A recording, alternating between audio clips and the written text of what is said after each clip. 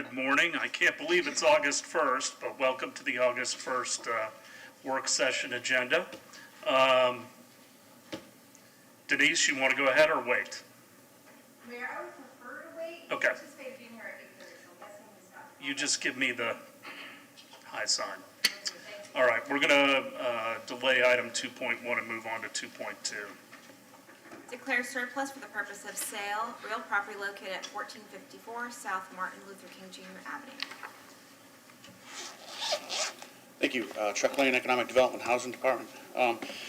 This is a city-owned property just south of Ross Norton Recreation Center.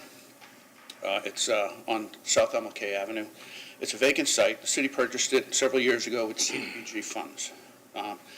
We issued an RFP a few years back, and it failed, similar to the RFP we're proposing today.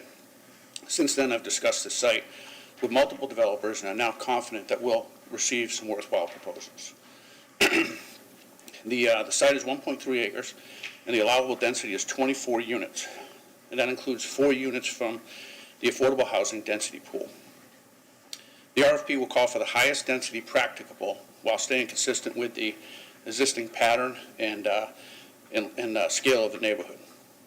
The staff recommendation is to require this to be a home ownership project. There are multiple multi-family rental projects in the area, and if we're successful, this project will be something that doesn't currently exist in the neighborhood. Excuse me. Because the property was purchased using CDBG funds, a minimum of 50% of the units must be sold to households at 80% AMI or below. Staff is proposing that the remaining units are sold to households earning up to 120% AMI. If this item is approved by council, staff plans to release the RFP in the next couple weeks. If staff selects a winning proposal, I'll come back to council to explain the proposed project and ask you to approve a contract for the transfer of the property to the successful respondent. I'll take questions, please. Questions for Mr. Lane? Vice Mayor? Well, he answered a few of the questions I had written down about like how many units and ownership, so that's fantastic. The remaining question, I guess, is so you have 50% at 80% AMI, and then the remaining would be earning up to 120% AMI? That's right. What does that mean, earning up to, like they can be below it? The total household income can't exceed that AMI. 120% AMI for the remaining 50%? Right. Okay, and all home ownership? All home ownership. Fantastic. Okay, that was it. Other questions? Do we have any other models like this in the city where we have done home ownership? Because then you're talking about basically a condo association, correct? Yeah, the one I can think of is Country Club Townhomes. That's a mixed income project. About half the units are market, the other half are income restricted. Over at Betty and Drew? Yeah. Okay. And how has that gone as far as, getting a company to do all the maintenance necessary and having a sinking fund? And It's gone well. The only problems we've had there are people trying to resell their units that are restricted in a market that's gone crazy. They're not getting full value for their property, but the management of the property, I haven't heard any problems at all. It's something we'll delve into as we research these proposals. so if somebody buys in there, and we're obviously making concessions that, 50% of them are below 80, is there a holding period necessary? There'll be a land use restriction agreement, Right. probably for each unit 15 years. Okay. Once that 15 years expires, that agreement is no longer required. It's no longer intact. And then they get market rate at that point? Yep. All right. Any other questions for Mr. Lane? All right, well, go ahead. Just to follow up on that, so if it's a 15-year land use restriction, then that means it's affordable for only 15 years for the people that purchase? Well, it'll likely be a resale land use agreement. They have to resell it to someone that qualifies. Okay, So if they sell it within those 15 years, they'll have to find an income qualifying person. okay. But if they sell it after, After the LoRa land use restriction agreement has expired, there's no restrictions. which is 15 years? I believe it's 15 years. I'll double check that. Okay. It depends. We try to do the lowest LoRa period that HUD requires, and I'll double check on that. Why do we try to do the lowest? Because don't we want to keep as many affordable units as possible for as long as possible? Well, I mean, we do. We also want to I don't know. That's what we've done in the past. We've had some that are very long. There's a staff oversight of these things.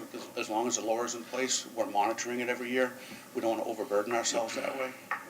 So, But don't we also want people to eventually realize, you that's the know, benefit of the homeownership. equity of homeownership? Right, and that's I the mean, benefit of a homeownership project versus a rental. You know, people can build wealth in these things, and that's Right. not the case with these other rental projects that are in the neighborhood. And there are many of them. And that's why we chose to go forward with a homeownership project, because there's a lot of rental units that are restricted in this neighborhood, immediate vicinity. Okay. All right, we'll talk about that further on Thursday. We're going to run back to item 2.1. Discuss City of Clearwater Small Business Enterprise Readiness Report, Phase 1 evaluation, and provide direction for next steps.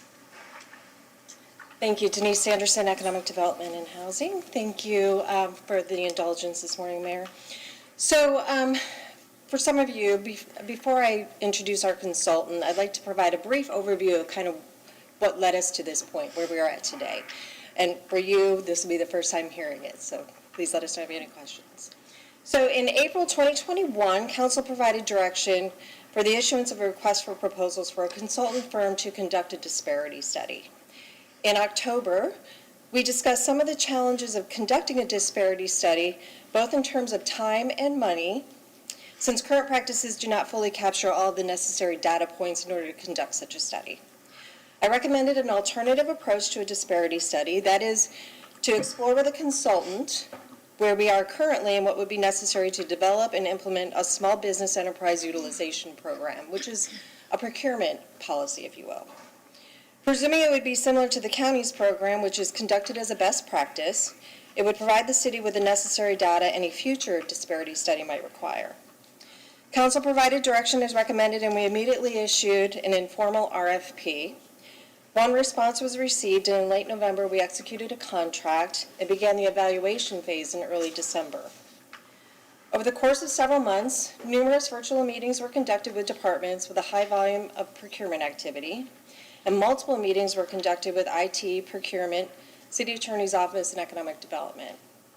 On April 25th, 2022, Morrison & Associates issued Phase 1 evaluation report, which was attached to the agenda item. At this time, I'd like Bob Morrison of Morrison & Associates to provide an overview of the report.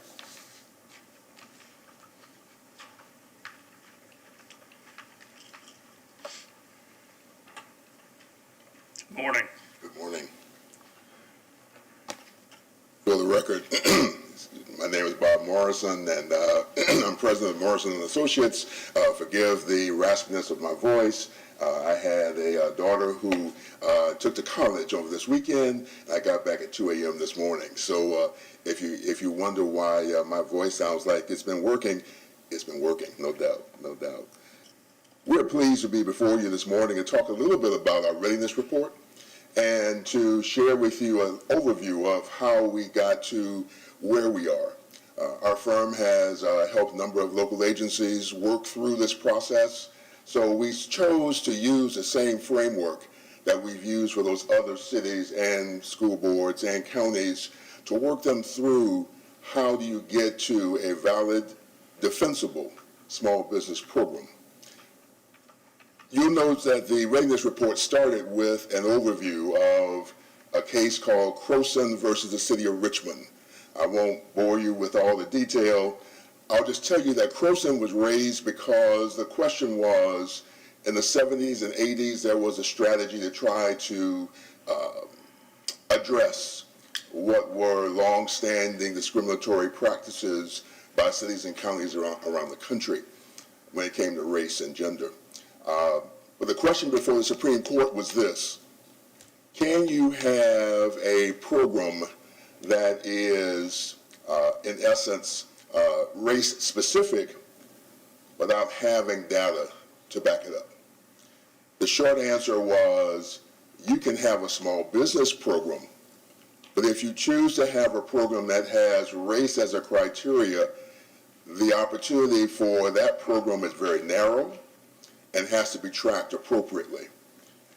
I would suggest to you that this case was probably the first time you saw data analytics applied to any legal issue in a critical or in-depth fashion.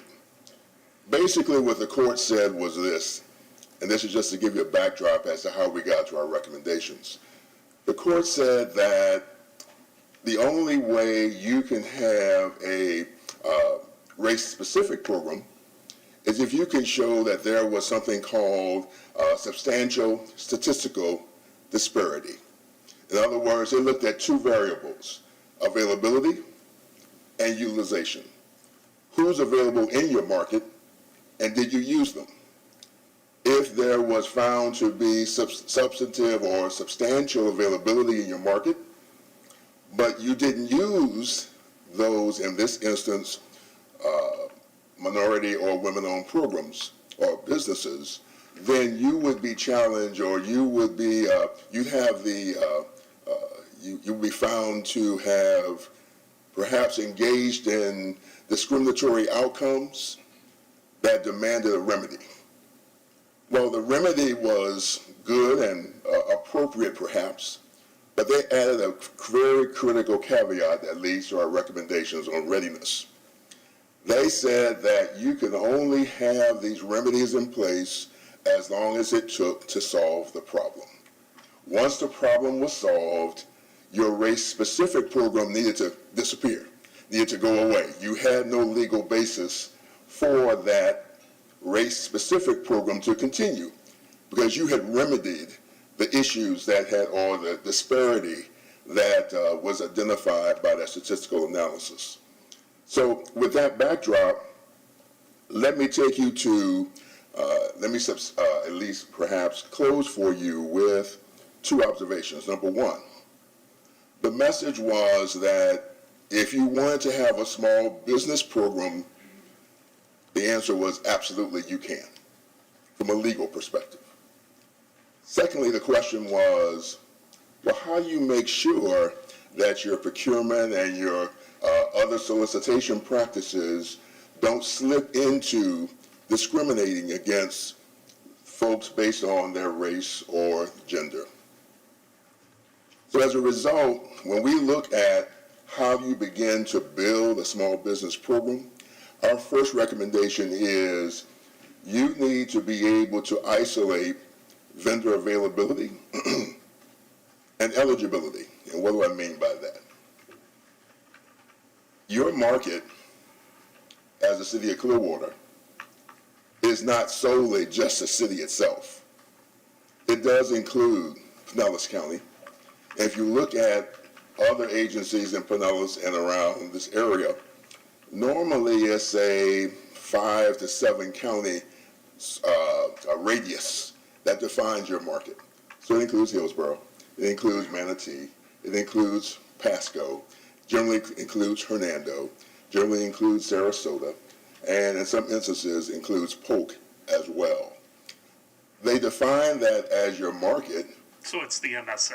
Yes, that's correct. So as a result, our recommendation is to you, or was, is to you, you don't have to reinvent the wheel.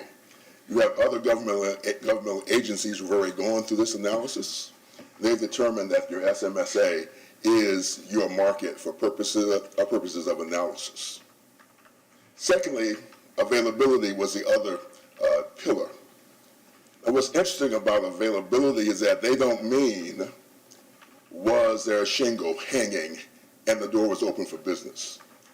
What they mean is that business truly able to provide the service that your city requires? There's a phrase that staff has grown tired of hearing from me, but it's a phrase that rings through all of the cases that follow Croson. And that phrase is ready, willing, and able. If that business is not ready, willing, and able, they're not deemed to be available for purposes of that bid solicitation. So let me give you an example. Let's say that, for example, that you were looking for someone to provide electrical services. And the company had never engaged in commercial residential services, only residential. The question is, are they ready?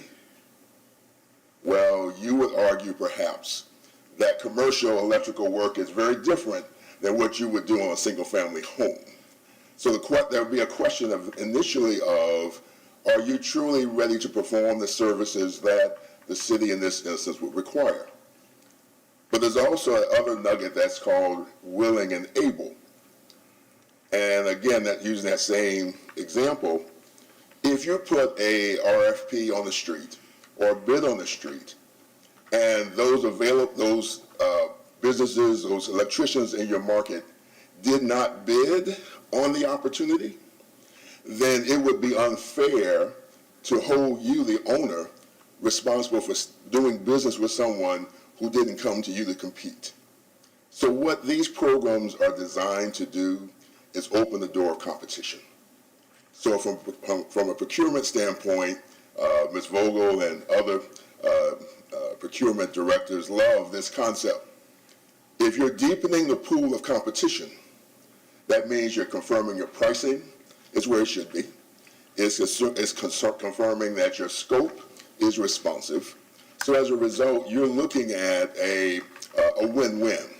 But in this context, availability does not stand for, is your door just open?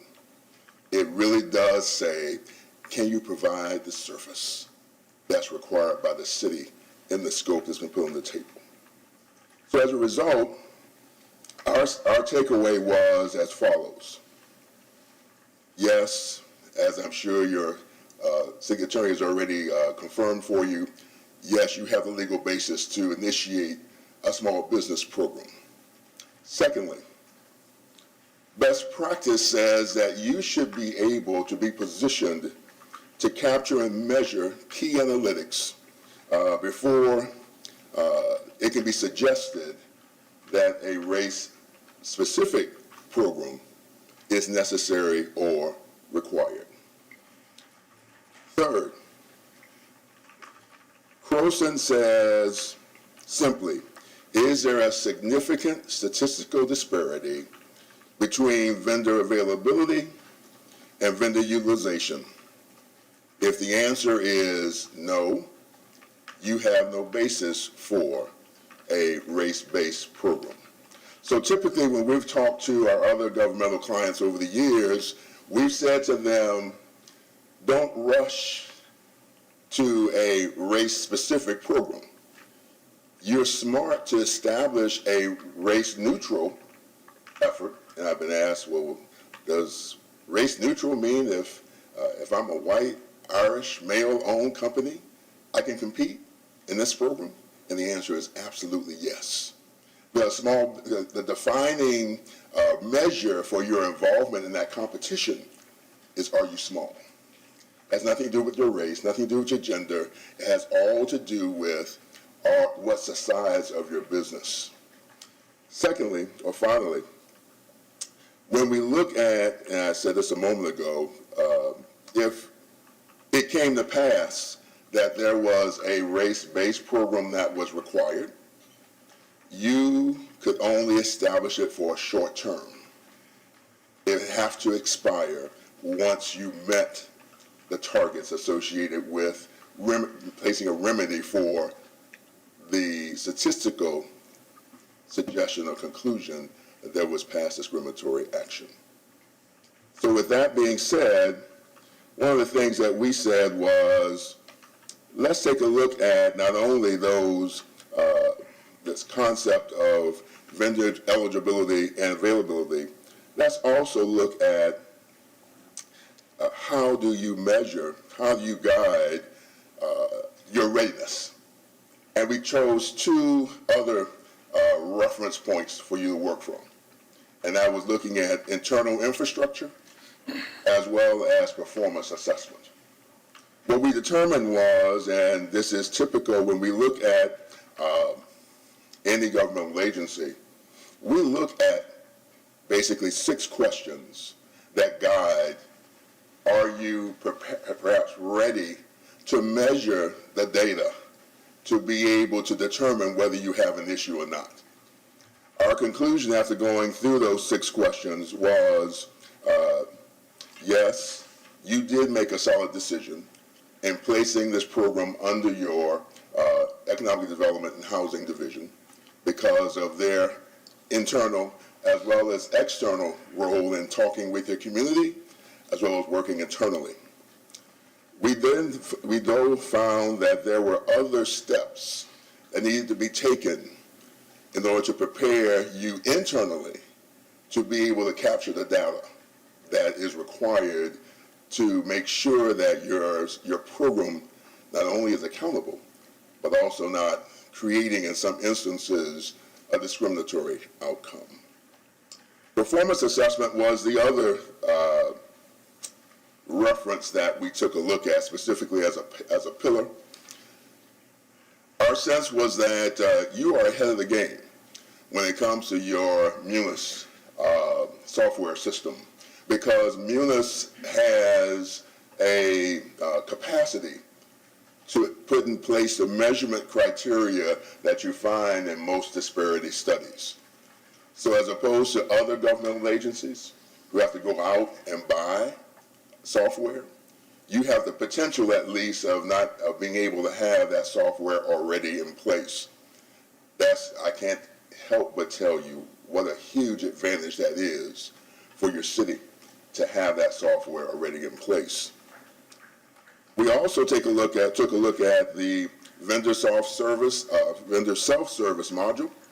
That too allows you through procurement to have a communication link with those businesses in your marketplace, and again positions you to be able to begin the data collection and measurement process.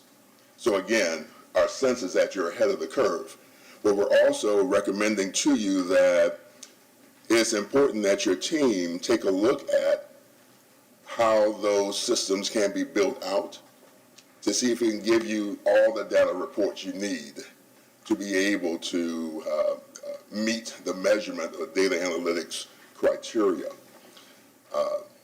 Anecdotally, I'll offer 2 observations. Number 1, please understand that when someone says, or someone comes to this podium and says, I've been discriminated against, or I feel like my business has been discriminated against, Croson says, that's not enough. You must have data that backs up the assertion. Without data, you don't meet the criteria, the legal criteria that Croson requires. But on the other side of the coin, you have the opportunity to set up those measurement criteria that allow you to see just how responsive your programs are, your solicitations are, your both in construction as well as in goods and services, to begin to measure, again, credibly and with validation, how are you positioned as a city to respond to your small business community, as well as responding to your minority and women-owned businesses in the city of Clearwater as well. Our recommendation was that you need to allow staff to be about the business of evaluating just how deep your software systems can currently proceed. So that if they can answer the call, they can answer the challenge, then you're going to be able to be light years ahead of other agencies in launching this program much quicker than you might have ordinarily. Finally, we were asked to give some sense of, from a best practice standpoint, how would you look and how should you look from an employee support perspective. We were very specific because in this instance, you're looking at a cross-departmental relationship. It's not just going to be economic development and housing alone. It's going to be procurement. It's going to be IT and finance. They're going to have to be working across lines to make sure that they are working in tandem, because each of them will have a role in not only the rollout, but more critically, the data analytics. So our suggestion to you was that in economic development, you were looking at 2 FTEs, one of which that would deal with vendor outreach, maintenance, and policy implementation. The second dealing with data analysis. And procurement, you have 1 FTE that will look at revising bid specs, small and local bid and RFQs and RFP solicitations, your vendor self-serve modifications, as well as your looking at your CCNA and CMAR construction project solicitation. And then finally, in finance, IT and finance, we recommended that there would be 1 FTE in that particular department to help with all of the software coordination, as well as interfacing with the munis payment systems. Because one of the things that you have as an advantage, if you brought in outside software, that software has to match up with your financial systems in order to be able to talk to one another. And for all the security and all the other factors that all IT professionals will tell you is a real issue, it's critical that you're careful that that interface doesn't cause for access to your systems that you do not want in terms of your internal safety and making sure your records are protected as they should be. So in closing, number 1, I shared with staff that the one phrase you'll never hear me use is that outcomes are defined by good faith. Your community doesn't want to hear, I tried hard. Your community wants to hear, I was able to succeed and make a difference in terms of the small businesses within your city boundaries. So I will always recommend to you that you must build expectations, performance expectations in your program so that you have something to measure from your seat. And then, and as a result, the community has a chance to measure performance as well. Secondly, we would recommend to you that you would begin with a race-neutral small business enterprise program. Why? Because first, that's going to be your long-standing platform, regardless of whether you have any statistical discriminatory issues or not.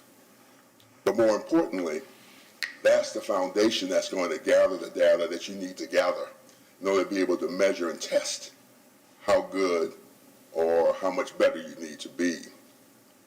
We also recommended that there was a need to look at your munis capabilities and vendor self-serve for tracking and to make sure that they are able to, that software is able to expand appropriately to give you the measurement tools to be able to see whether you are as strong as you'd like to think you are, or if others think you're weak, how do you measure that weakness and how do you move it from a point of weakness to a place of strength. I'll stop there. That's, again, we wanted to give you a basic overview of that readiness analysis, give you some early conclusions, and then share with you some of the recommendations that we offered as well. I'll step back from the podium at this point and allow Ms. Anderson to continue, and I'll be available, obviously, for any questions that you might have. Thank you, Mr. Morrison. Thank you. Thank you, Bob. So Council, as you've just heard, there's quite a bit that needs to be considered here before we develop and implement a program. It's important to note a few things before I turn it over to you for discussion. Firstly, that Munis has been conducting training with procurement and IT on the vendor self-serve program, and my understanding is that it's going to be deployed by October 1. It has not yet been deployed. Lori Bogle is here to answer some of those specific questions if needed. And understanding more fully what the Munis software capability is will give us more insight into how we interface or work with data and databases of other regional partners that have an SBE program. Depending upon the efficiency gained with Munis self-serve versus the other databases that exist, that FTE recommendation could in fact be reduced down to 3. And so because of these unknowns, and those FTEs I should mention are not in the FY22-23 budget, And because of these unknowns, there's still a little bit more work to do before I can come back to you with a solid recommendation on the one-time and ongoing costs and where we go from here. So at this time, I'd like to pause and give you an opportunity to discuss what you've just heard and answer any questions that you have. Questions? That was actually one of my questions, whether these FTEs were considered in our budgeting, which they are not, and it's not something that our staff can absorb, correct? This would have to be a new FTEs. And you're saying that number is still not fixed? We still have to. Until we information to really, evaluate? and there's coding that needs to be done within the vendor self-serve module. So until we know fully what it's capable of doing and the reports that it can produce and the performance measures that it can track, it would really be incumbent on me to not make a recommendation as it relates to that. So many of our partners out there in the region, so Pinellas County, PSTA, others, St. Pete, they're using a software called B2G Now, Business to Government Now. And that is a very robust tracking system and engagement tool for small businesses. And that interface, whether or not it can interface with Munis, it may cause some security issues, as Bob just suggested, and vendor self-serve may accomplish that. And whether or not B2G Now can communicate with vendor self-serve is still to be determined until we can fully implement. We don't really know what we need. That's kind of where we're at. So, Mr. Jennings, have you had further discussions internally about how to move forward? I have, and specifically with the software, our IT director has concerns about B2G, adopting that. That's something that we need to work through. I was concerned about the 4 additional FTEs. It seems a lot to implement the program. I also 3 or 4, it keeps, no, Well, the consultant has recommended 4 based on what we think we know about vendor self-serve. And so the challenge is getting the data from B2G Now, which really has a robust 1,000 vendors in that system because so many are using it. Integrating that data into our data is really where some data analytics and work needs to be conducted. So if we don't utilize B2G Now, that integration requires perhaps that additional FTE. That gets us to 4. If vendor self-serve and B2G Now can fully integrate, or we use B2G Now because vendor self-serve can't produce that work, then we're at 3.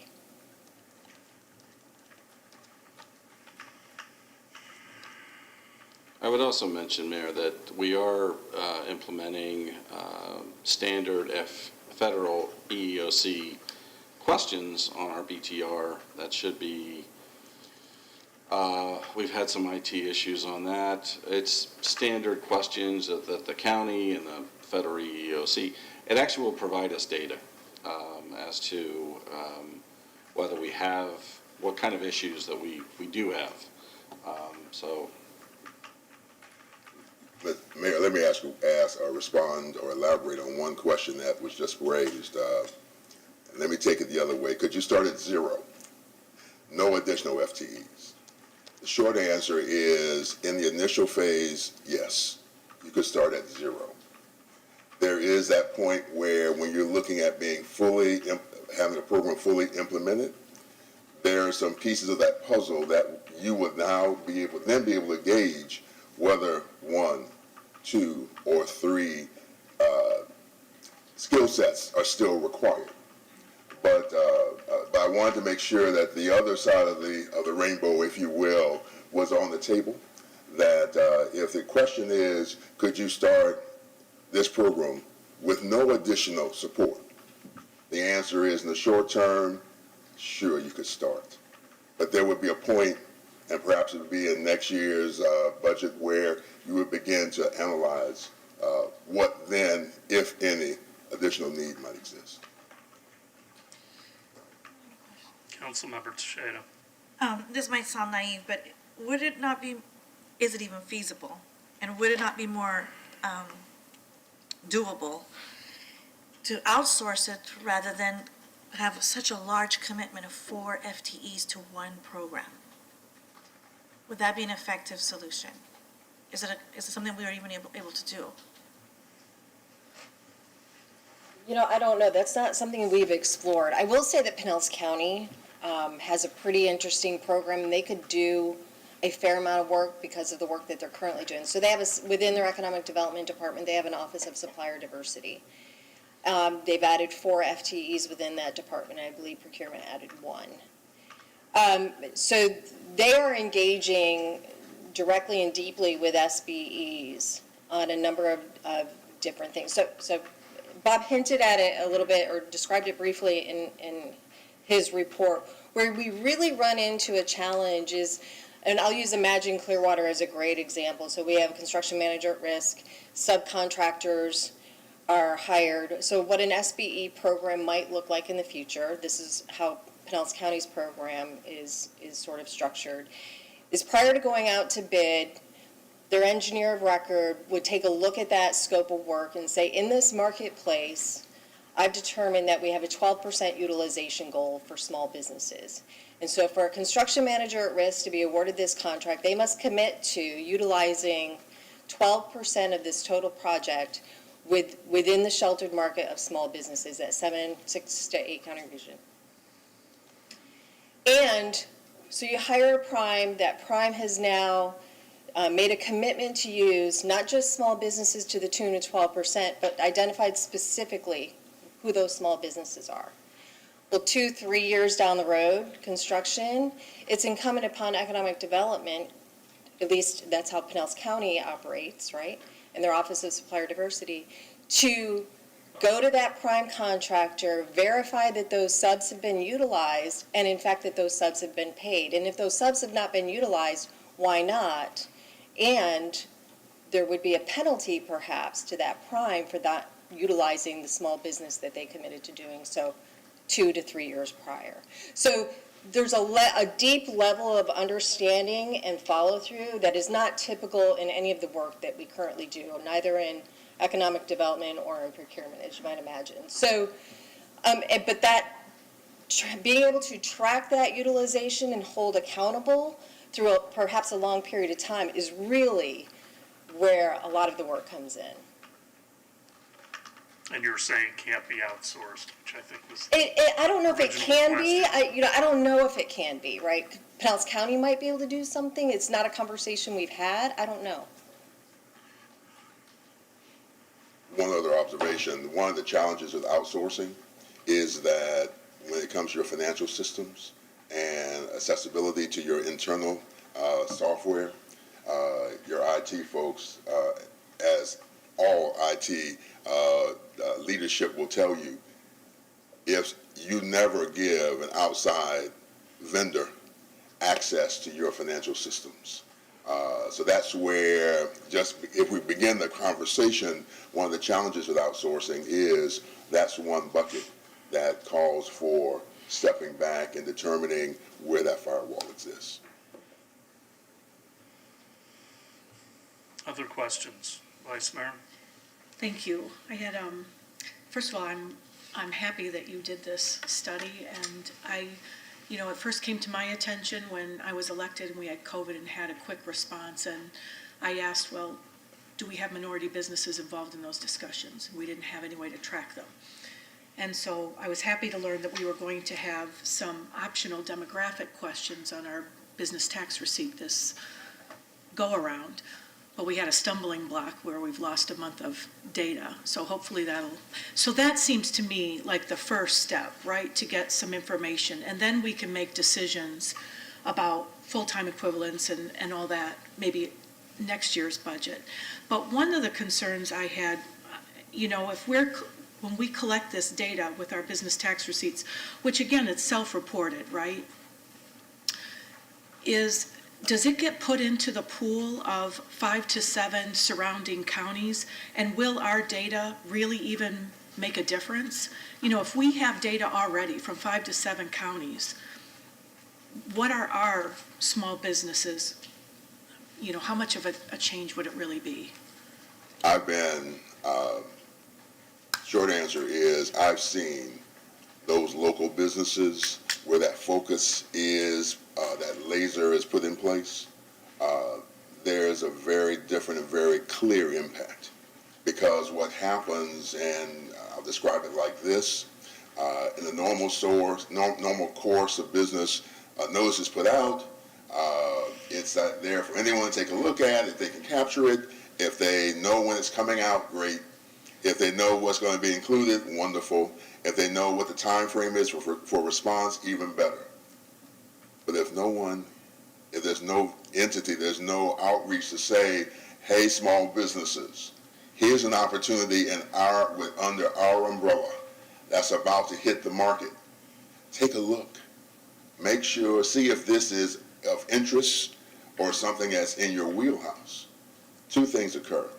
Number one, those local small businesses who may not have the people to sit and review online notices or online request solicitations, now they have a heads up that may be an opportunity.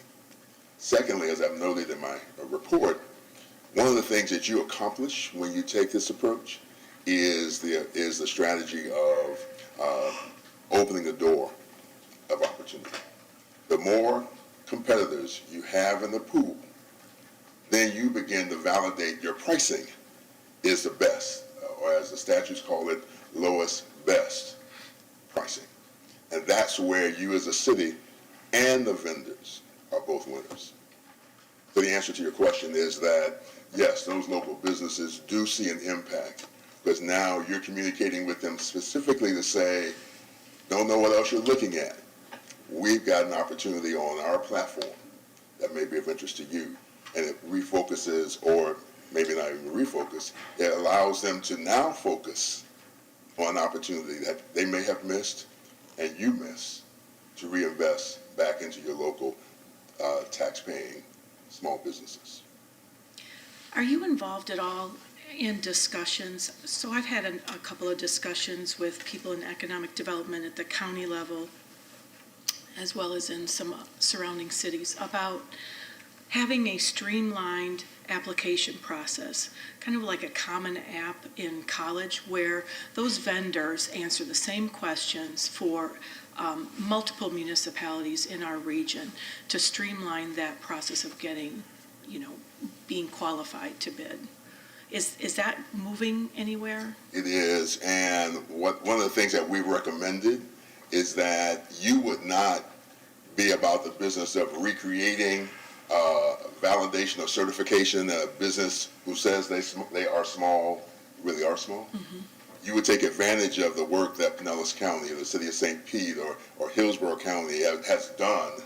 And if they've certified those businesses as small, then you've benefited automatically because of that reciprocity or that willingness to to trust the validation that those other agencies have done. Secondly, that discussion not only has taken place in terms of general procurement activity, but also on the construction side, on the CCNA, when it comes to bonding. All bonding companies come to the table with a wide range of requirements. If there is a common document that captures the essential information that all bonding companies require, that's less paperwork for the small business, that's less paperwork for the city and your team. So those conversations are ongoing, but they're targeted to hit very much where you're asking. Let's find a way to find efficiencies and effectiveness at the same time.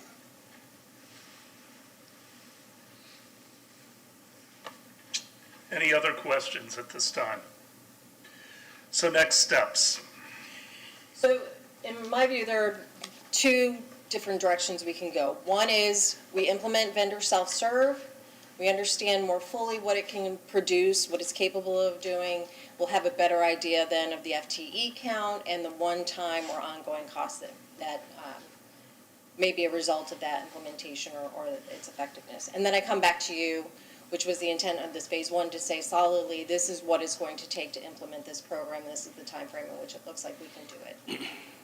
Secondly, we can move forward with vendor self-serve while also beginning phase 2 of this process, which is development of the policies, procedures, certain documents, contracts, things like that would need to be modified to incorporate an SBE program, establish the criteria under which we'd have a sheltered market, et cetera. So really looking for guidance from you all in terms of where you are, comfort level of where we are today, and which path you'd like to take.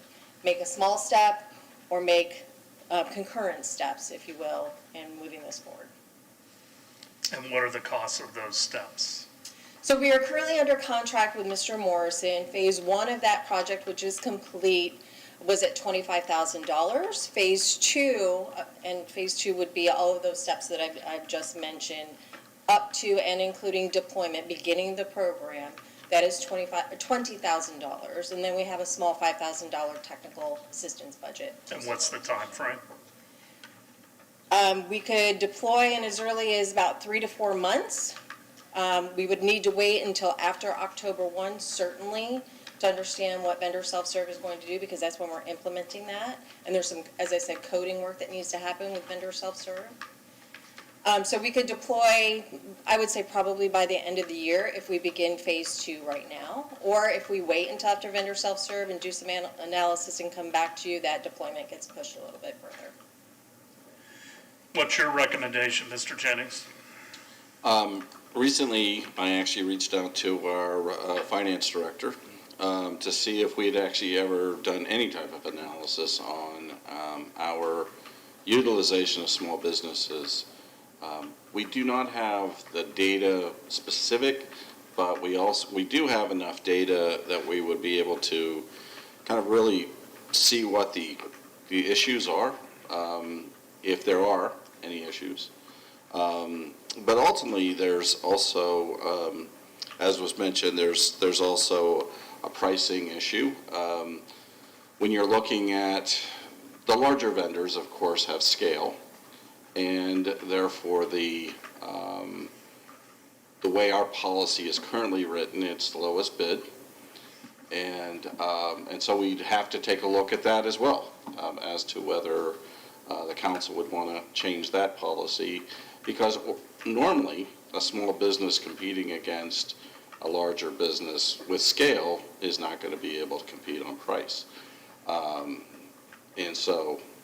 These are just things that we will have to, I mean, there's a lot to look at as opposed to just implementing a program. I would like to thank, though, Denise and the entire Economic Development Department who've really put a lot of work into this. But I think there's just so many questions that still need to be answered internally. So. Mr. Margolis, anything that you want us to look out for? No, I agree with Mr. Morrison. Definitely, we are on much safer ground legally by focusing on a small business program than we are on a race-conscious or otherwise basis. The courts have been extremely skeptical on equal protection grounds of government using race-conscious criteria and things like that. As Mr. Morrison pointed out, the Croson decision is pretty much directly on point from the U.S. Supreme Court.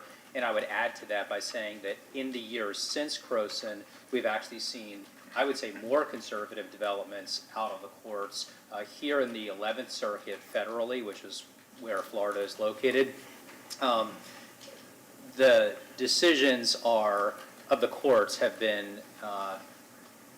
set an extremely high bar for local government to use race-conscious criteria or things like that. But if we focus on a small business program, that would seem to be the way to go. As far as what form that takes or what shape that takes, it sounds like, hearing from Ms. Anderson, that some of that work may already be done in the sense that we may be able to partner with the county and with other partners nearby, which would take some of the burden off of us. But from my perspective, legally, the only issue is really trying to focus on the small business aspect of it, and the only way that we ever could look at a race-conscious program would be if there was a disparity study as well as some very intensive statistical analysis to go along with that. And the courts are very skeptical of it, so we would need to be very prepared for that kind of legal engagement. In October of last year, and this predates you as well, so I apologize, we talked about a disparity study, when is the right time, and the county's recommendation to Board of County Commissioners was 3 years post-implementation of an SBE, full implementation of an SBE program, where you have 3 years of self-attested data, race, gender, self-reported. They are certifying smallness, if you will. But, so that's how they're operating their program. They're due to go back to BCC and discuss the data analytics that they've been able to gather, and Board of County Commissioners will decide at that point whether or not to move forward with a disparity study. Vice Mayor? Okay, so can you just clarify, because I need to be able to explain it, what is vendor self-serve? Is that our questions on our BTR, or? That is not. That's What's a module that goes into our finance system, and maybe Lori can answer that.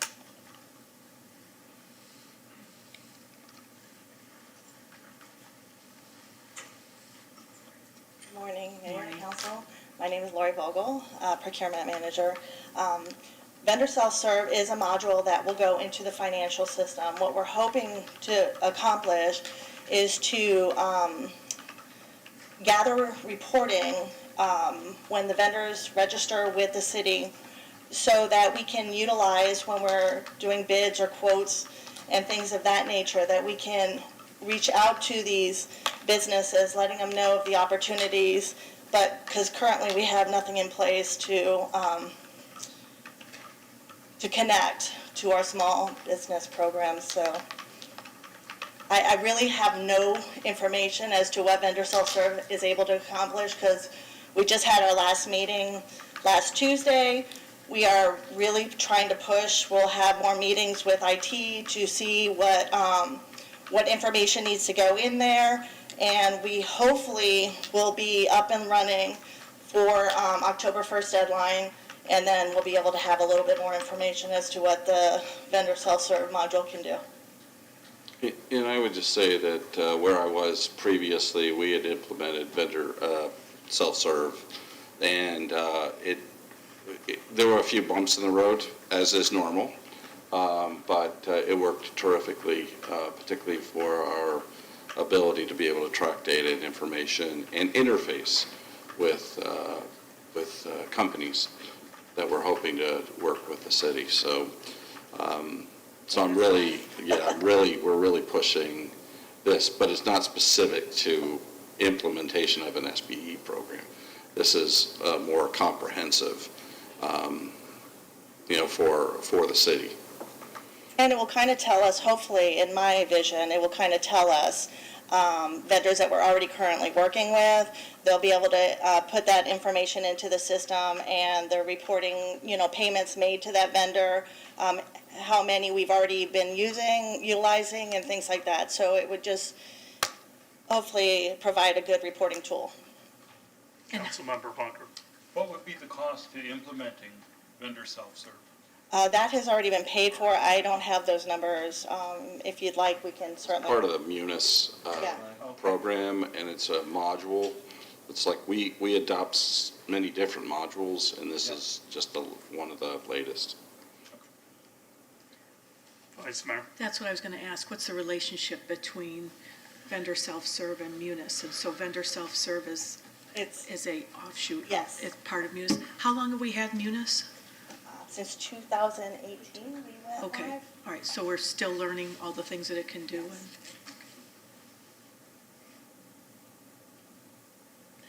Well, I think we need the data.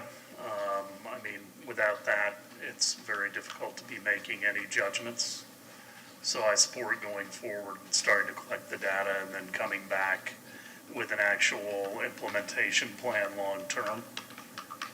Okay, so to be clear, we will be implementing vendor self-serve, do some analysis on what it can produce.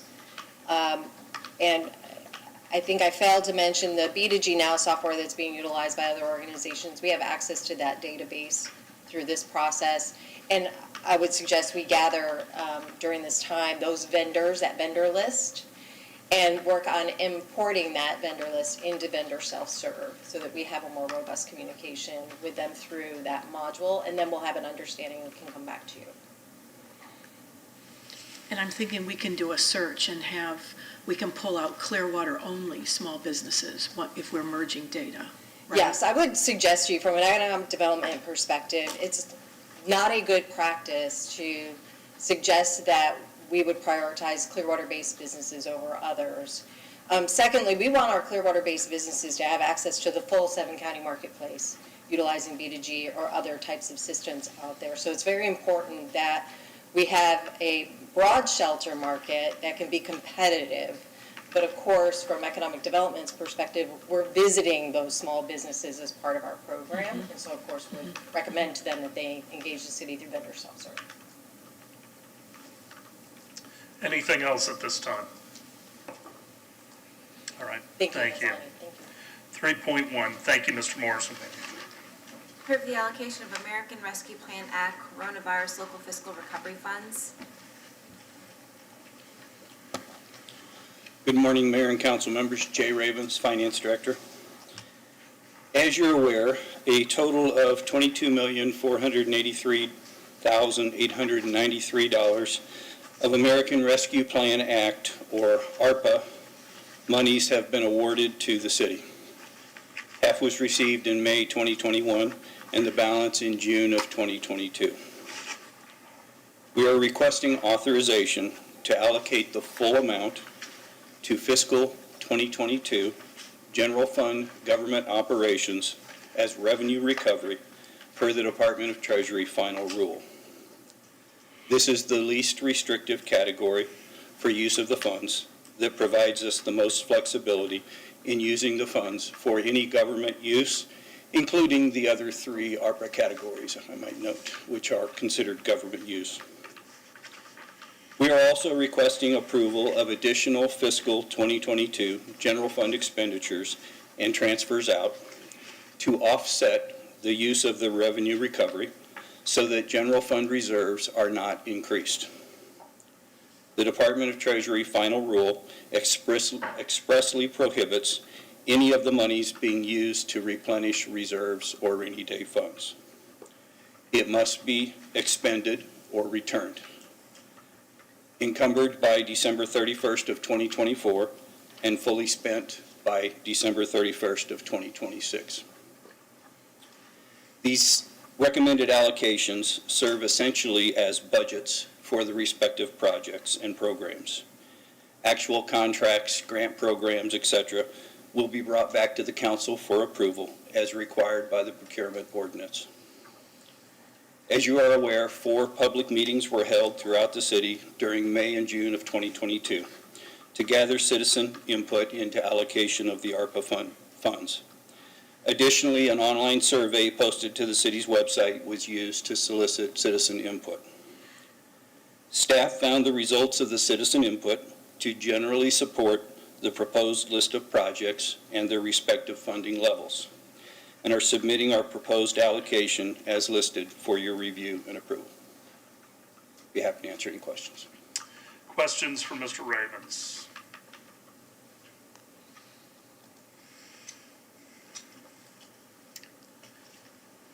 Go ahead. Sure.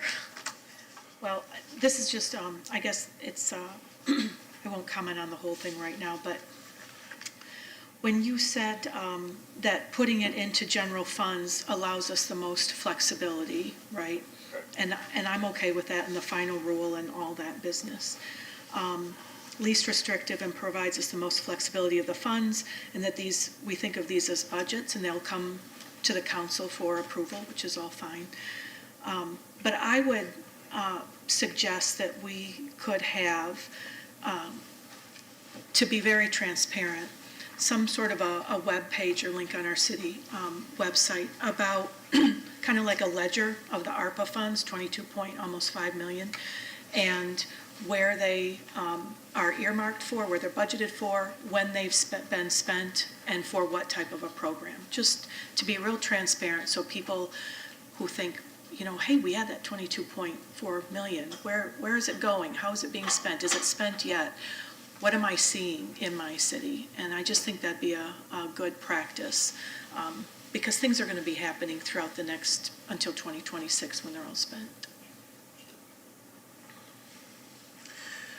Well, the initial list moved around quite a bit. I mean, originally, we had 3 million for North Ward rehab. We had 2.1 for Osceola. We eliminated the Development Service Center for $1 million. The K-9 building was eliminated. Lightning detection and warning system was eliminated, median enhancements, park shade canopies at Sid Licton, and then the ID sign badges. We have, I think, thrown a fair amount of money at some big issues. I think we need to prime the pump for the CRA in North Greenwood.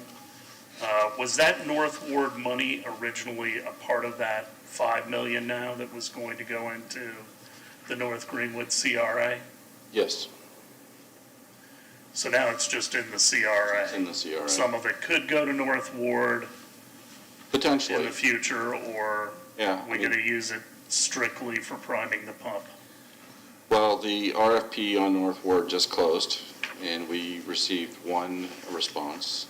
And so we're currently looking at that response. And so we'll, of course, see whatever government support is being requested, but certainly it could be used for that.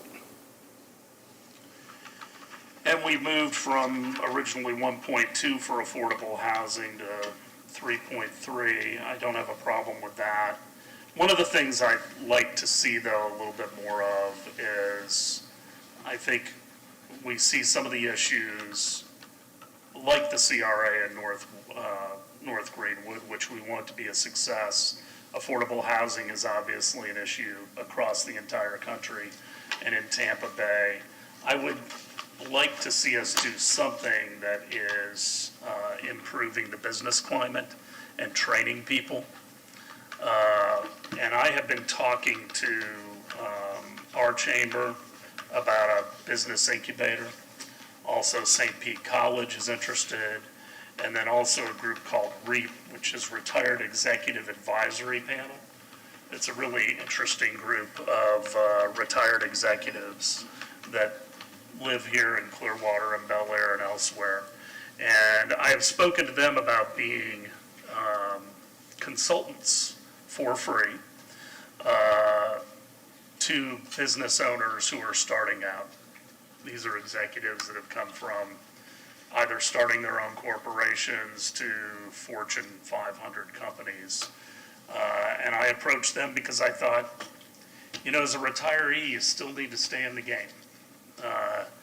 One of the things I see in my business, which is trying to help people to retire, it's not always the healthiest thing to retire. It's good to have the resources, but the actual retirement can be devastating to your mind and everything else.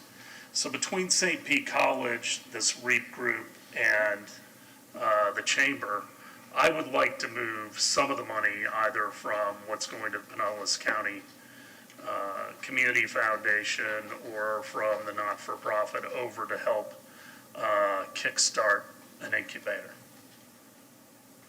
I have also met and spoken with the Amplify, the local chamber, about their intent. We are working with them on the possibility of leasing some city-owned space, and they're looking at the incubator potentially on the second floor.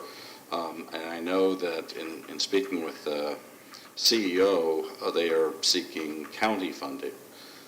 And certainly it would be up to the council to decide whether you want to amend the recommendations. It's the only thing I'd like to change. I would like to set aside $250,000 for the startup. If they get county money, that's marvelous. That can be additive, but I think there should be something in this plan that is helping generate jobs and raising people's incomes so that they can afford better housing and also employ people. So, Vice Mayor? Well, I would say that, that sounds like a fantastic program. I would support it. But, the North Greenwood CRA has its focus as reducing poverty, and they have like 7 pillars of what they're working towards. And one of them is education and, employment opportunities. I would also think that the Pinellas Community Foundation $1 million there, the nonprofit funding grant-based program, another $1 million there, and education grants or partnerships, it seems like that REAP program would fall into any one of those 3 pretty broad descriptors there, which is $3 million already. I would say let's wait and have it come before us as a full program before we allocate, to one specific, nonprofit thing without knowing the details. Because $3 million is a lot. And one thing I was going to mention too about the $3 million with the Pinellas Community Foundation, this nonprofit funding for grant-based and education grants, is, to me, it's important that we have Clearwater residents involved in some way as far as really soliciting them for ideas or engaging residents to evaluate these ideas and grant proposals in some way, just to have them engaged. I mean, this is their money for our community. And I would, I think those fine details have to be worked out because there are a lot of other, nonprofit programs that would like to be considered as well. Well, we can take it out of one of the other sections. But it seems like it falls in. It falls right sections. into any one of those 3, don't you think, already? Potentially. Councilmember Albritton. What, the Pinellas Community Foundation, what's the earmark? Is there a program specifically that's earmarked for that $1 million? So that is, in speaking with the director, executive director of the foundation, we can set the criteria. And so we have not, of course, done that without input from the council. And so whatever it is that you're interested in utilizing the $1 million for, we can make sure the foundation understands that's Right. what. And that's kind of what they do, but I was wondering whether it was going to be affordable housing or homeless or, what exactly that. Well, the city gets to set the criteria on Okay. that. So we got flexibility there. Other questions or comments? I would like, I have a few conversations every day about this, and the question is like, why don't you, right? Why don't you spend money on this? And why don't we do this? And there's a lot of misinformation out there. One of the things that I notice is when I'm looking at the handouts, page 1 out of 36, on how should Clearwater spend the city's ARPA funds, and looking over the survey, I would love to have it posted side by side, what we're going to spend and what the survey results are on the priorities of how to spend it, and see how aligned we are. I think there's a lot of misperceptions out there, and I think having it side by side shows that we are responding to what we're being told. So I thought maybe that would be useful on our website to do that. We actually have that information. That's how we determined the Yeah. recommendations. It's just like perfectly aligned in terms Yeah. of priority. I would also point out that this was a relatively small sample size. Correct. But still responsive, and sometimes when we're hearing consistently every day that we're not responsive, that we're not listening. I had a very difficult conversation this week from someone who feels that they're disconnected from city government. And their perception was that we're not engaged. But then I had to point out that we did go to Countryside. And the turnout was very poor. So, there's 2 sides here. We want to be engaged, we want to be responsive, but the citizens have to meet us halfway. And so having this kind of information, at least, even though the sample size is small, it does show some responsiveness to our citizens. Councilmember Bunker. I'm supportive of your ideas here. One of the things that really impressed me when we first got elected here, sitting down with Bill Horn, and him at least letting me know that the Clearwater Urban Leadership Coalition came to the city with the plan for the CRA. And it was all people, largely people-based, education, job training, things like that. So Vice Mayor Beckman is correct. Some of that money could be used toward that. I think it's a very worthy goal and use of the money. All right, anything else? We'll talk about it again on Thursday. 4.1. Approve a services agreement and purchase order to Health Consultants to provide gas leak survey, corrosion inspections, and meter maintenance. Good morning, Council. My name is Alex Leon, Engineering Manager for the Gas Department.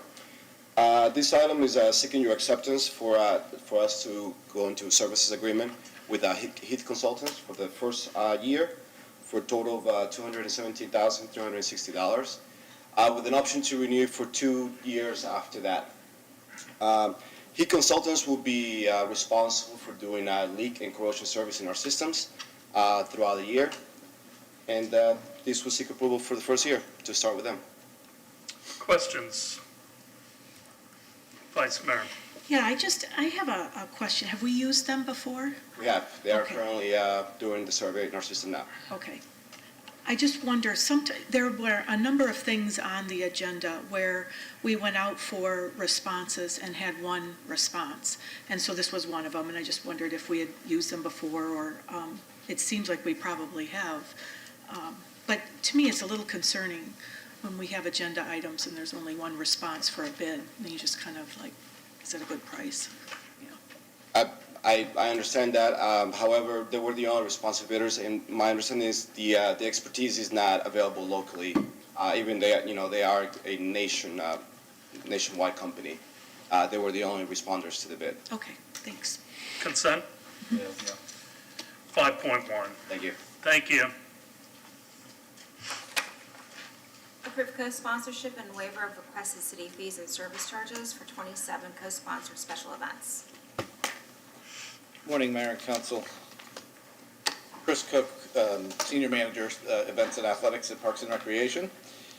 So this is an annual council item that follows our historic practices on how the city has co-sponsored events.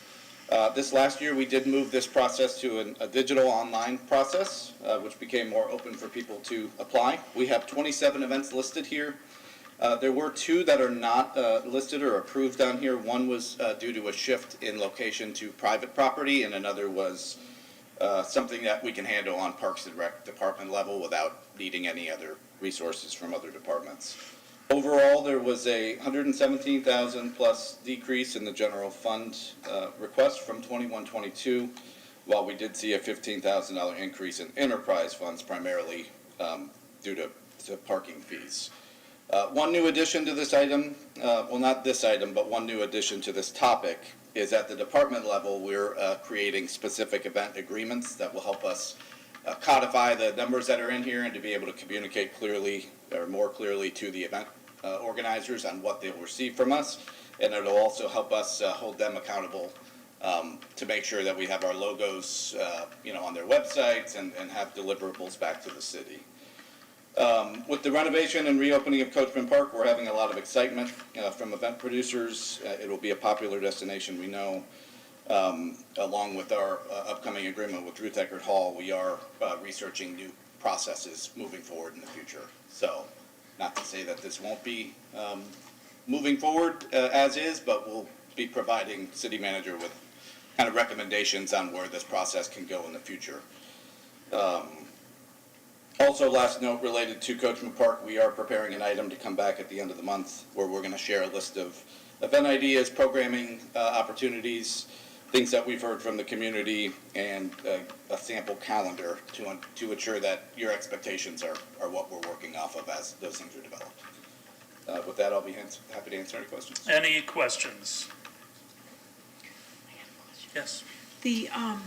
On the co-sponsored events, the last page, there's a list of activities supported by special events. Are those ones that haven't been budgeted for? Those are items that may be equipment that's used for, or things that we can handle just at a department level, and we want to have them listed to let you know that we are working Supporting in them, lots of other but they areas. shouldn't be a budget impact? Correct. Okay. Consent? Yes. 6.1. Approve an agreement with Pinellas County Sheriff's Office of Largo, Florida for forensic crime scene processing, latent prints, property and evidence storage, and Pinellas Juvenile Assessment Center services. Morning, Dan Starr, Chief of Police. We've had our relationship for 28 years with the Pinellas County Sheriff's Department to have a contractual agreement that pays for certain ancillary police services. That includes crime scene processing. This year we'll be purchasing in advance 1,100 calls for service at a rate of $264.90, which is an increase from last year's contract or this year's current contract of $254.71. Fingerprint comparisons will be 1,000 cases at $97.38 per case, and that's an increase from $93.63. This is a reduction, though. We're reducing from last year we purchased 1,100 cases. This year we're purchasing 1,000. Property evidence storage, we're purchasing 12,000 items at $13.67 per item, that's an increase from $13.14. The Pinellas Juvenile Assessment Center fees it stays flat at $84. However, we're reducing from 475 admissions to 350 admissions. So the total expense of the contract is $582,210. I'm sorry. Yes, $582,210, which is an increase from $563,837. This reflects a 3.26% increase from the previous year's contract. There is a contingency for a little over $36,000. That's in the event that we needed additional crime scene processing or some other ancillary service in addition to the 1,100 or whatever purchase that we needed, just to avoid having to come back to council if we have a splurt in crime. So, Well, this has been a very good long-term partnership that very good has service. worked out tremendously when we first started this. Any questions? No. Consent? Yep. 6.2. Renew financial assistance agreement between Florida Department of Law Enforcement and the City of Clearwater to facilitate a current mutual aid agreement between the two entities. The council previously approved a mutual aid agreement for the electronic surveillance support team. This is just a financial document the state has to do every year to account for the reimbursement or provide for a mechanism to do the reimbursement. It allows for the reimbursement for the overtime if officers are called to service on this task force. Also travel expenses if they are in response to whether it's for training or for a case. Training expenses, or it sets kind of also a maximum reimbursement rate of $12,500 per member of the task force. We have one member assigned to this task force.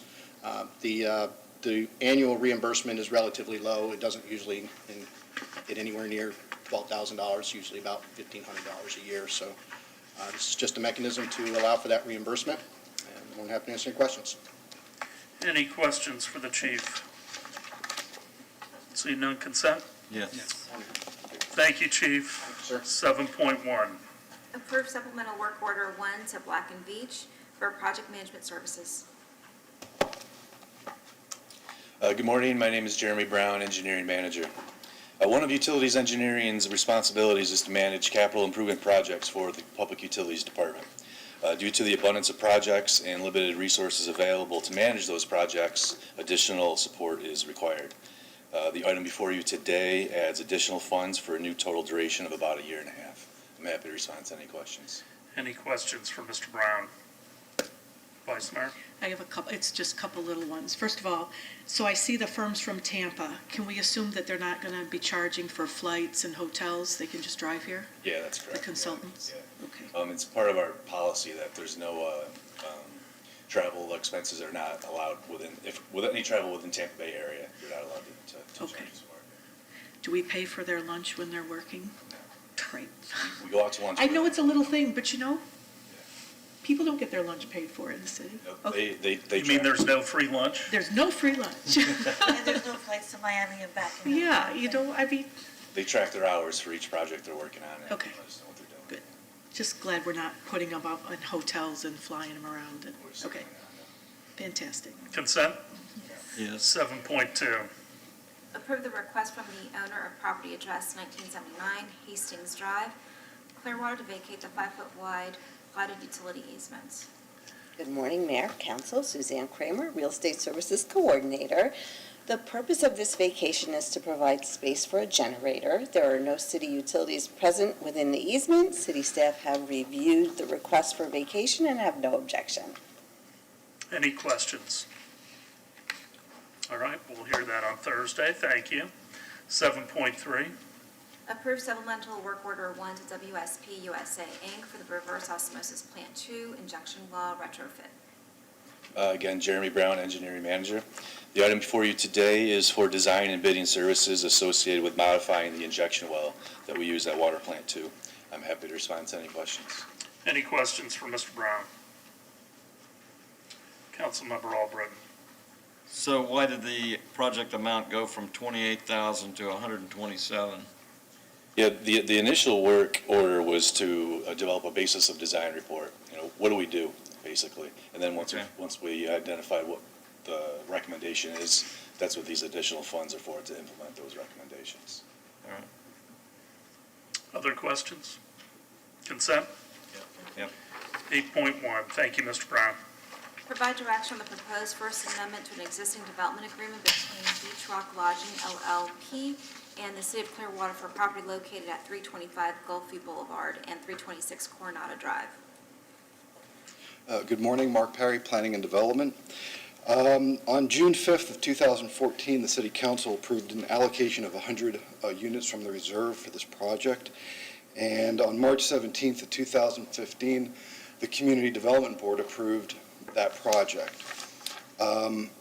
The applicant has come back with a change that staff believes is a significant building redesign. Essentially what's happening is they're reducing the building from 140 feet to 100 feet, and they're kind of mushing around the upper floors to kind of make up for that change. Is that an official term? Yeah. Mushing. Oh, yeah. Mushing. Okay. Yeah. Capital M. It's a tough crowd. Happy Monday, Mr. Perry. So good. So good. Staff believed that it represented a change to the character of the project and felt that it needed to come back to the council. There's no changes in the overall number of units, the number of allocated units, or anything like that. The site is staying the same size. The footprint is basically the same. The only changes to the agreement reflect the reduction in height. They will need to go back to the Community Development Board to have it approved through that process again as an amendment. Staff believes that the proposal meets all applicable code and beach by design provisions. If there are any questions, I can try to answer them for you. So I normally like tall and skinny, and we're reducing height. It's nice that not every building's 150 feet, because that's our max. But was this for cost savings, or what was the reason for this alteration? It's pretty significant. Yeah, I was told that the original design was going to be more difficult to implement, and that this will be easier to build, and it is more efficient to build. But that's really the extent of what I know. Again, you know, what I look at is, does it meet code? Is it meeting the beach by design provisions? I don't get too involved in, is it cheaper to build or more expensive to build? I don't really get into that aspect of it. The applicant, I'm sure, can answer that question. Councilmember Albritton. So it must have had a little more land than they needed to expand out if they got the same room count? Well, they're not expanding the size of the site or the footprint. So the footprint is staying the same. So it's basically you have this base, and then you have the tower component on top. Yeah. So that tower component is shrinking down in height and kind of expanding outward, but on top of the original base. Okay. Vice Mayor.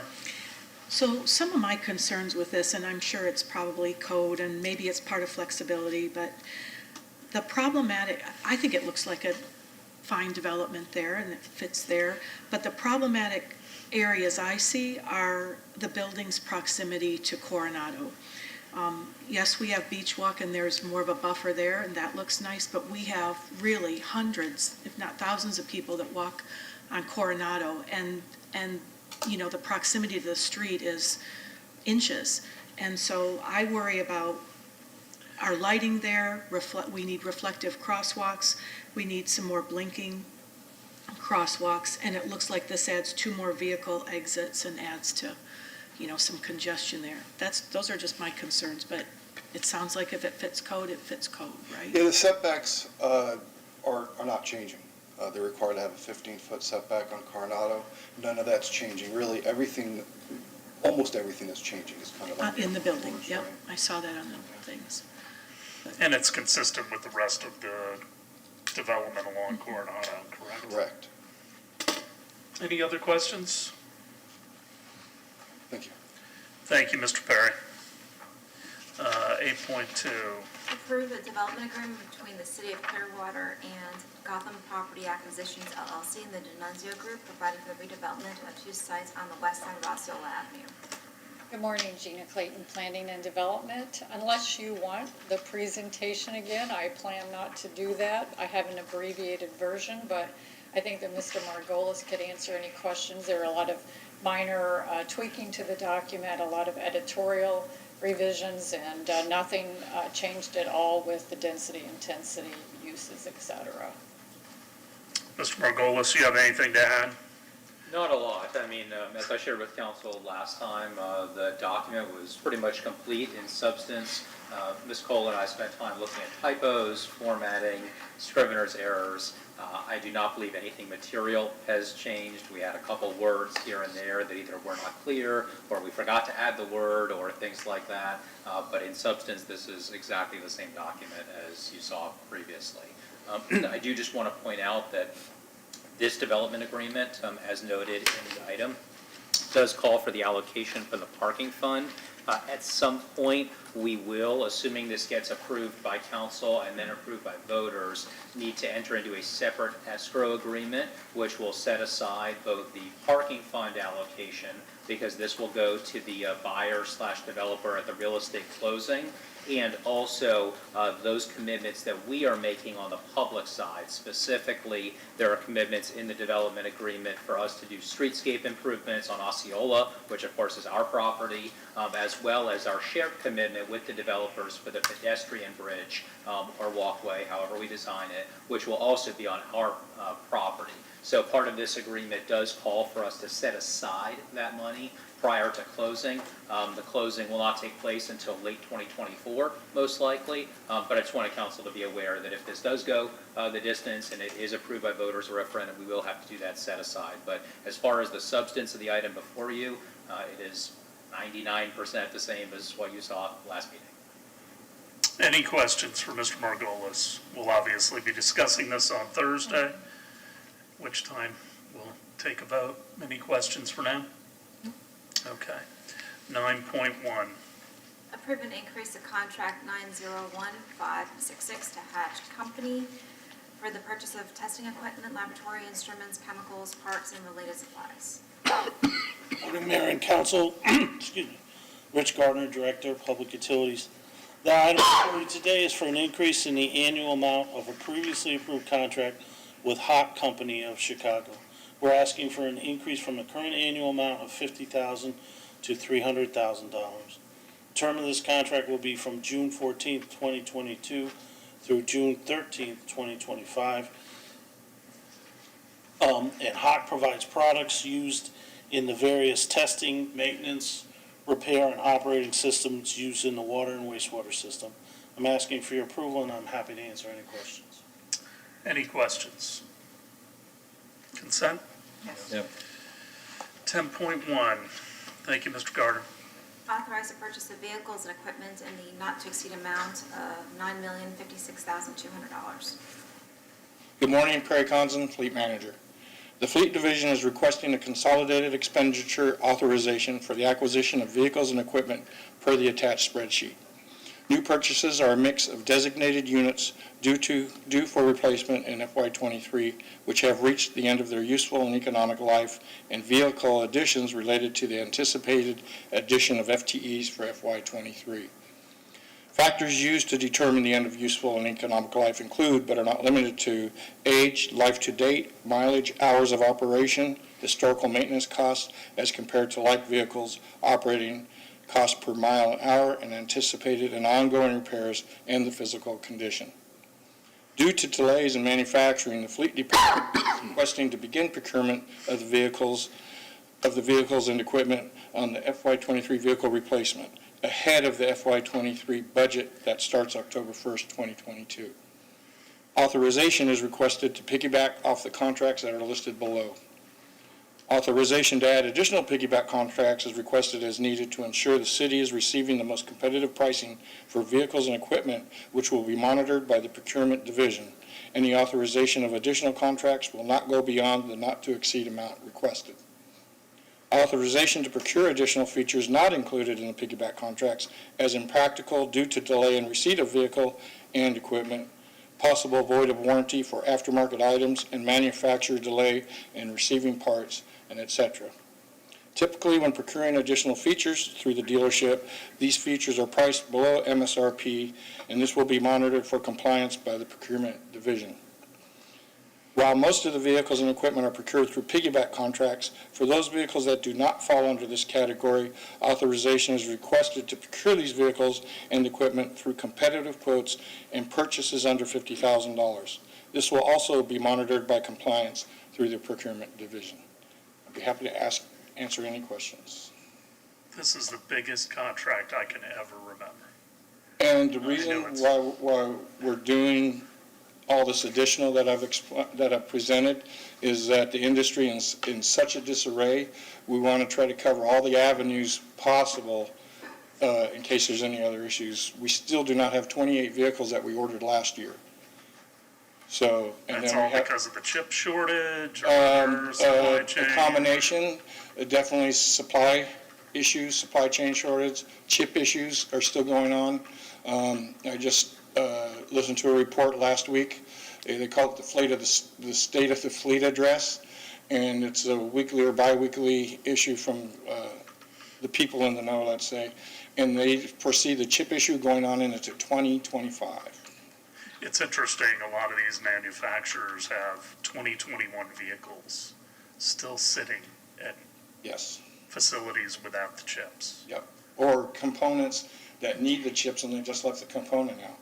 But now you're going to be buying a 2021 when you can buy a 2023. At a higher It'd be an price. interesting issue at some point. Yes. But I'd also say Mr. Gibson would have had a ball with this item. We'd be here for hours. For those of you who were here back with Paul Gibson, this was one of his favorites. Mr. Maxwell. Yes, there are a number of new vehicles related to the employee ads as well, from both Parks and Rec and Public Works. That's the other reason that number is pretty high. And the beach is more hours now. The equipment's being used a lot more, so they need additional equipment on the beach. They're 7 days a week, 16 hours a day now. So they need some help with that. Councilmember Albrecht. I was like, just curious, well, that's the reason they're building chip factories here now instead of relying on foreign soil, so. But just curious, I know I know everything's in disarray on the new vehicle market, but the used vehicle market's pretty strong right now. Are we trading or are we auctioning the old vehicles? The older vehicles are being auctioned off, and they're getting higher prices as we go forward. It already started a year ago, 2 years ago. Yeah. And we're seeing an increase in that return, yes. Vice Mayor. I just had a question about, do we normally authorize this $9 million, a large purchase, before we approve the 22-23 budget? We're doing this ahead of time so we can get the order banks are starting to open up. Okay. And that's why we're asking you to approve this so we can get our orders in. There's already 30 types of vehicles that the order banks are already closed.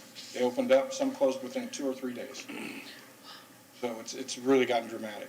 This is only the second year, to my knowledge, that we've done this. Last year was the first year. Okay. Yeah. Any other questions? Consent? Thank you. Thank you. Happy purchasing. 11.1. Review updated advisory board application. Council members, in your agenda packs, I have a copy of the newer version that will be going on through the Granicus It'll be very similar to what Pinellas County has on their website, so that way you can reference a live version of it. It will be available as soon as council provides direction, but I also provided a copy of the existing application just as point of reference. The new system will allow individuals to select more than one board. If they do select a quasi-judicial board, it would automatically require them to submit a copy of their voter's registration and driver's license as well. I pretty much kept most of the questions very similar. So the length of residency, as you can see, it's still very similar. If they want to apply for boards, they can select more than one. The difference, I think, in this one is it will require individuals to submit a resume. So less questions, but more on resume so that council can see their professional background and expertise. And then we did add a voluntary demographic section, which would collect ethnicity, gender. The date of birth would be exempt from public record, but the other stuff would be available. And I also included a statement that hopefully the individuals acknowledge by submitting an application, they understand the responsibilities of the boards that they have selected. And I did that only because we did have a few applicants who did want to serve on a couple of quasi-judicial boards, but once that they realized that they had to submit a financial disclosure form, they were no longer interested. That was also one of the reasons. I know in a past council meeting, there was a question about why don't we collect household income data as part of, that was suggested at one point, and I think that that kind of information would really, it's a volunteer board, they're not being paid, I would not recommend that, but this is information that other municipalities in the area are selecting, but I did add that comment just to make sure that people understood there is a commitment. Some of it may be monthly, most of them are quarterly, our advisory boards do meet quarterly, and we have a couple of boards that meet monthly, but I just want to make sure that was our acknowledgement up front. And then for people reapplying, you're still going to give us their attendance?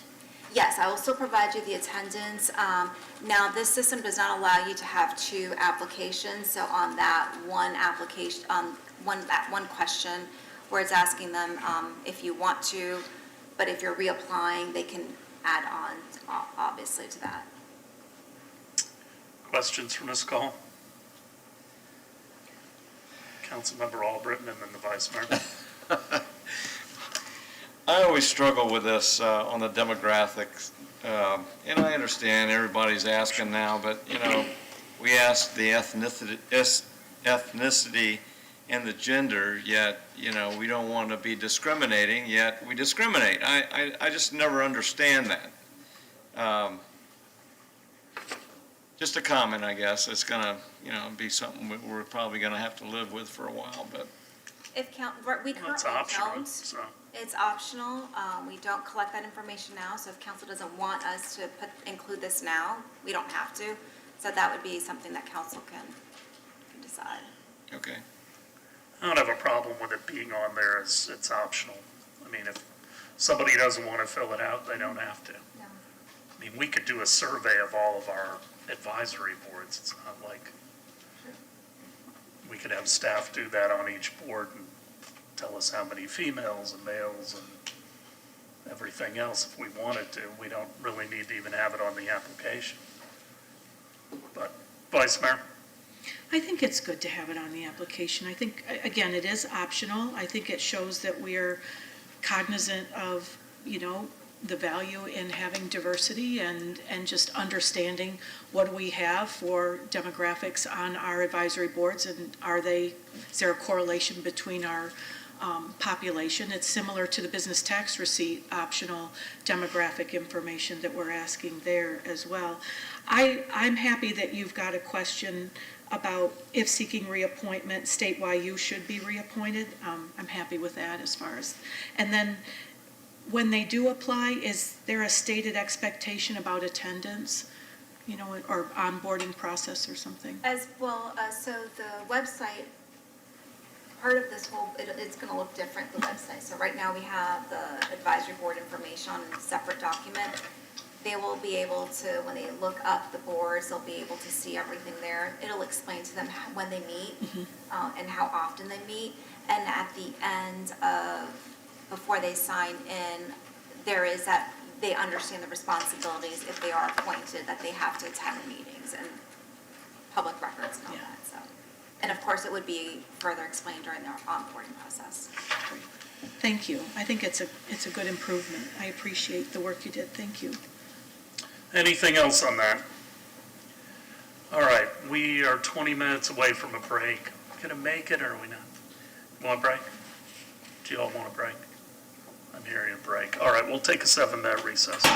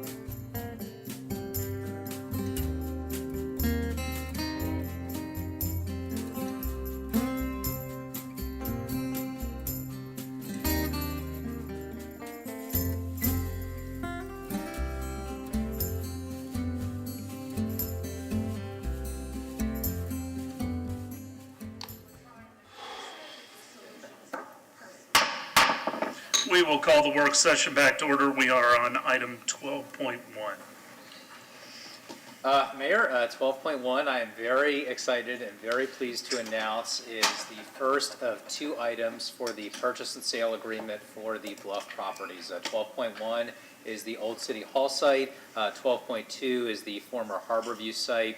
When we met last time, as we indicated earlier, the development agreement was more or less done, subject to scrivener's errors and issues like those, but we still needed to negotiate the purchase and sale agreements.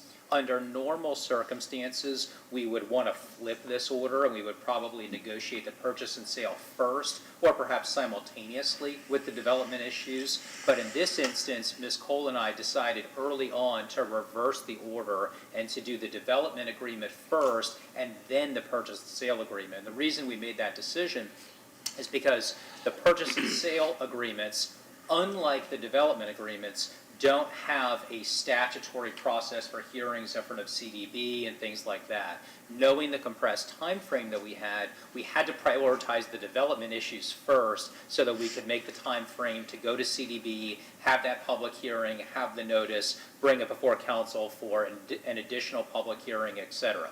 So after the last council meeting, Ms. Cole and I put our heads together and started working nonstop, more or less, on the purchase and sale issues, and so this is the culmination. In summary, and here are kind of just the core terms in the purchase and sale agreements. Number one, we have, of course, the price. The price is listed as $15.4 million for the Old City Hall site, as well as $9.3 million for the former Harborview site. And again, these are technically two separate items because they are two separate parcels. That price was derived as the full appraised value at the time that the city issued its call for development concepts. So that is how we arrived at that number. The relationship between the purchase and sale agreements and the development agreement is such that the development agreement is incorporated by reference into the purchase and sale agreements. So if you read through these items, the actual contracts, you'll see that the development agreement is mentioned by reference, and the development agreement, as required by Florida law, will be recorded in the official records of the clerk of court. So all of this is documented 16 different ways from Sunday, so everyone knows what the expectations are and that it's very transparent for the public. So all of those terms in the development agreement are also part of the purchase and sale agreements, if that makes sense. The other key terms that are, I would say, unique or different in the purchase and sale than in the development agreements are additional restrictions on future conveyance. So in the development agreement, we already have restrictions saying that they effectively cannot sell or transfer the property to anyone until the project is substantially complete.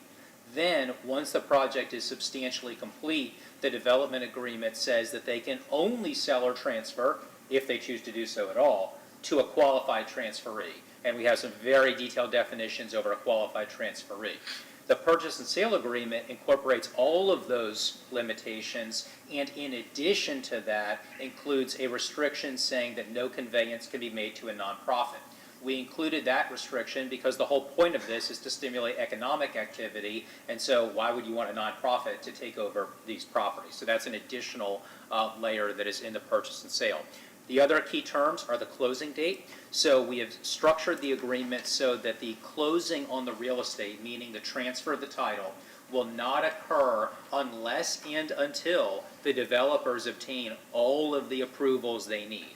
In other words, they need to go through the entire site plan process, they need to spend the money, get that approved, they need to apply for all of their building permits, spend all of that money, get that approved, and then once all of that process is ready to go from the pre-development side, then and only then will we be willing to hand over the keys, so to speak, when it comes to the real estate.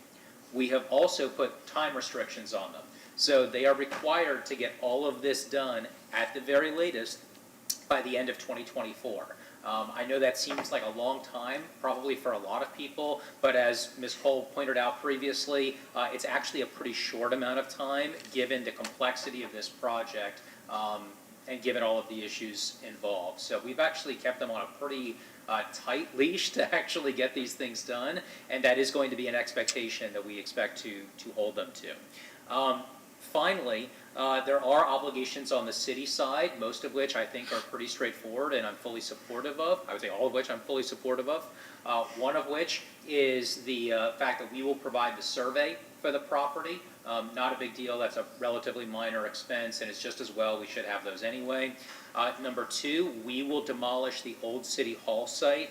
That's something that Mr. Jennings and I had talked about previously. I think that's something we're fully supportive of. That will also save time on the development side. Because we can do that work up front, that just means it's less time that the developers have to spend doing site work. And so that will help us bring this project to reality quicker.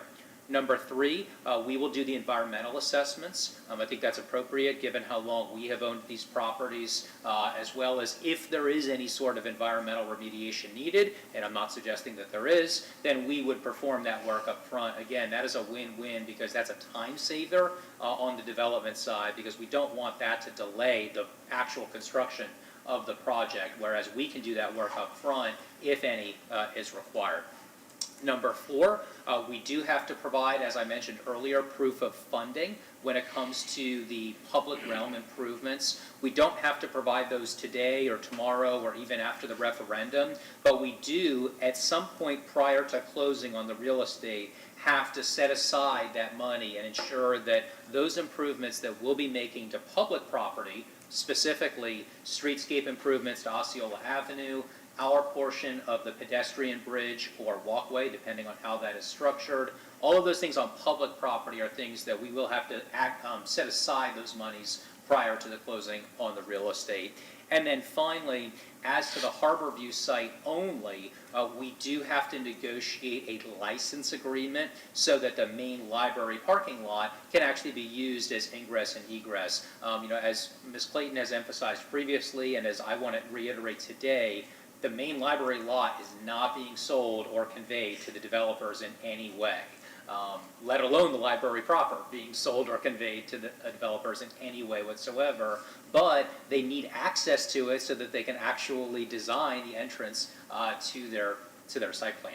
So other than that, those are pretty much the core terms, and we're looking forward to council approval and hopefully a successful referendum in November. And these prices, when they were originally, the appraisals were done, this was on highest and best use, was it not? That is correct, and that was something that was a significant discussion point in the negotiations. That appraisal, both appraisals were based on the assumption that we would do condos. However, based on the guidance from council and based on the priority from council to have primary residents living downtown and not wanting these to be used as vacation homes, second homes, or places that otherwise remain empty potentially for half the year, these are being constructed as apartments on the old City Hall site rather than condos. And because they are being constructed as apartments, there's an argument to be made that the developers may actually be overpaying for the properties, but we have negotiated that successfully, so I'm very pleased with that. And I'm happy with that, but I want citizens to understand that these prices are based on highest and best use. Highest and best use would be condominiums. We don't agree with that being highest and best economic development use, but it is from a price standpoint the maximum. And I just think that's worthy of pointing out. Absolutely. It goes to show that I think the city's getting a very good value on this sale because the developers are essentially paying the price as if they were building condominiums, but in fact they're not. They're building really the apartments that we want. So we really get the best of both worlds here, in my opinion. Other questions? Can we have a repeat of this on Thursday? Because this referendum is so important. This land is valued by the citizens, and there's a lot of concerns out there and misinformation. So I would really would love for you to repeat that on Thursday, go on record to address those concerns. This is land that they value, that they want to use in the future, and a lot of the concerns can be alleviated and misinformation be corrected by you just repeating exactly what you said today on Thursday and have it on record. Sure, absolutely. No, we were going to do it again on Thursday, but I want to make sure there's no questions that Mr. Margolis needs to work on between now and then. obviously we'll probably have significantly more citizens to be here on Thursday to discuss this, so. I think he did a very good job of describing it, so do it exactly the way you did it today. I'll have to watch the replay and take it down word for word. Okay. Maybe mention the renegotiating it when it's close to 30 years. Mention that too. So I think that's actually something, thank you for bringing that up. That's actually something good to mention today as well as on Thursday. So one of the questions that I've been asked is, in terms of the duration of the development agreement, its protections, et cetera. And so that development agreement lasts for 30 years. However, certain restrictions will actually survive even the expiration of the development agreement. Specifically, the restriction on a conveyance to a nonprofit will be permanent in nature. That is a deed restriction that survives the expiration of the development agreement. When it comes to the development agreement itself and the limitations on qualified transferees, the rules that there must be a nationally recognized apartment management company, the rules that all of the, well, not all, but at least 80% of the units must be available for rent to the general public at market rate, and the other 20% for corporate housing at most, all of those things will be in place for 30 years at least. When it comes time for the city to look at the sunset of that development agreement, meaning as the city is looking at this 25 to 30 years from now, one of the options that the city may want to consider at that time, and is contemplated in the development agreement, is potentially extending the terms of the development agreement. We do not have an ability to force them to do that. However, I would imagine, and at the risk of speculating, almost 30 years into the future, I would imagine that the owner at the time will likely be amenable to that, perhaps in return for compensation or payment. The city may find that those protections have proven valuable and have proven to be wise protections, and the city may be interested in either negotiating direct payment for extension of those protections, or the city at that point may be interested in working out other in-kind reciprocity. Remember that in all likelihood, we will have a lot more public parking downtown in the years ahead. Specifically, as we know, and as has been discussed publicly, we've been discussing with Peace Memorial the acquisition of their parcel. And so we may be able to work out arrangements with the developers who will find it valuable, undoubtedly, to have access to that garage and use it for their purposes. So I can see a lot of different ways this will play out 25 to 30 years from now, but it's hard to speculate that far into the future, other than to say that, number one, the restrictions on conveys the nonprofit will survive even the expiration of the development agreement. Number two, there will be options based on the whims of the parties at that time to extend the terms of the development agreement if there's a desire on both sides to do so. All right, well, we will talk about this one further on Thursday. 12.2 is the companion item. Any questions on that? All right. And then any questions on second readings or any of the items that have been withdrawn, 12.3 through 12.13? All right. Then item 13.1, city manager and city attorney evaluations. Just one moment, Mayor, before we move on. I just wanted to comment on 12.8 that this is the second reading specifically for the referendum ordinance. And that is definitely a must-pass item in order to make the November ballot. So I just wanted to point that out. All right. 13.1. Yeah, so I put this on here one more time. I just want consensus. Looking back at notes, I think it's important to have evaluations that are uniform of our two highest paid positions in the city manager and city attorney, and that they have goals that are articulated at the beginning of the year that they're going to be evaluated, that we kind of agree on those goals. Ideally, I think those goals would dovetail with our strategic plan, and that we, report out on how are these gentlemen doing reaching those goals. And so I feel that that's best practice in both the public and private sector. It was interesting that Mr. Morrison today, our second presenter, said, you build performance expectations, you need to have something to measure. That was one caveat that he said he operates with, and I think it's good governance to do that. And I just, wanted to know if you all would be on board with having articulated goals from our city manager. It's a little more difficult with our city attorney, but I think, that was a question I had in my interviews with the candidates for city manager and city attorney. Had they had experience with it? Were they comfortable with it? Did they think it was reasonable? And they answered yes.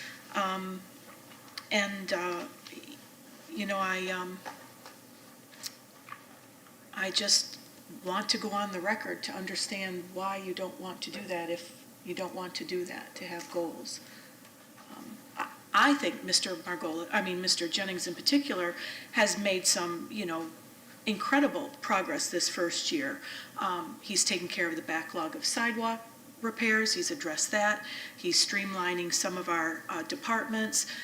We have increased communication. Our website is being updated. We have newsletters that residents can sign up for particular newsletters. We had wonderful community engagement with the ARPA meetings. We're doing a lot of positive things. There's nothing wrong with setting goals on the front end and then celebrating them at the end. So, but I guess I wasn't clear, and I have brought this up, and it's part of the notation on here as Councilmember or Vice Mayor Beckman continues to bring this up, but I just, can we vote on it, on whether or not we're in favor of having annual goals for minimally our city manager, but if we could with our city attorney as well? Well, it's determining them when we get around to the evaluation process. Obviously, we didn't do one last year because both our city attorney and city manager were new, and we certainly didn't do any outgoing with Pam, and certainly not with Bill. It's hard to believe that next week is going to be a year. Anyway. But I think when we do the evaluations, I always have goals for both of them in my evaluations. I always do the full written evaluation, do it privately with them, and then we obviously have a discussion up here on the dais. But do you articulate those goals? When we have a conversation with them at the annual evaluation, do you sit down and say, okay, so what are your goals for the next year? These are my priorities for next year for you. Okay, so you dictate their priorities to them? My priorities. Now, if we want to have a set of priorities that we all agree upon, that may not be quite as easy as everyone thinks, because I think we do have different priorities. I've thought a lot about some things that were said at the last meeting that I've contemplated while I was out of town. Councilmember Albritton?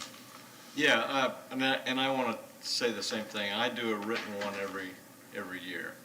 And my priorities are different than everybody else's. And some of the things that I have a weekly, we all do. We all have weekly meetings with both the city attorney and city manager. And at that point, we can state what our priorities are and keep up with it. Now, at the end, when I'm doing my evaluation, if they don't meet my expectations, I put it down. I mean, it's right there. You may not agree that that's an evaluation. You may not agree that that's a priority of yours, but we certainly can put it in a written evaluation. But I think for us to sit down and hammer and everybody be on the same page, I think that'd be very difficult to do for us. Because we all bring a different perspective to the council of what our priorities are. So, just my 2 cents right there. Councilman Beckman, can you clarify something for me? Are you specifically talking about the evaluation, including goals in that evaluation, like objectively and uniform so that we all respond? Or are you asking for a separate document or separate action? I just want to understand what you're asking. I'm thinking that, you know, if I were city manager and I have 5 council members giving me 5 different sets of priorities, it's like they have 5 bosses. And how are you going to make everyone happy? And I get that we have different priorities or pet projects or you know, pockets of constituents that we represent. But I would think that we could come together on 2 or 3 main ones that align with what we have in our strategic plan, that we could all have as uniform. It's just, you know, how do you know you've been successful if you don't know, you know, where you're going, what your goal is? And even if the goals were, the objectives and goals were articulated by our city manager and city attorney, and they could give us 2 or 3. We could have our own and go into that evaluation process with those. But it would be nice if they brought something forward. It's like, well, what's your plan? What's your plan for the second year? What do you see now that you've got the lay of the land? What do you see as some goals for the second year? And maybe it's just 2 or 3, and just be real public and transparent with that. I think it's a realistic, you know, expectation. I mean, I would ask Mr. Jennings, have you had experience with that, having, you know, goals either given by the council or you address what your plan is for the upcoming year with whatever council you're working with? In the previous position I had, I did set goals personally, set goals both internal in terms of operations, and then for the city and or council. Those were goals that I set. The council did not set goals for me. They either supported the goals or they didn't, but frankly, due to the ongoing conversations we all have, I pretty much know where each one of you are. And so I think I try to address as best as I can the concerns or goals that each one of you have for the city.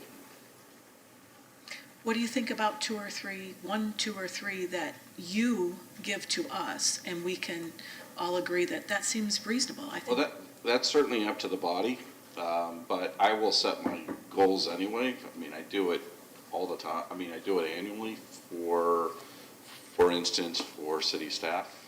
We will, similar to you, we are going to start a strategic planning process on the staff side, which I've done every year that I've been in this position. And then operationally, we talk about what we want to accomplish, you know, faster time in terms of getting permits through, or you name it.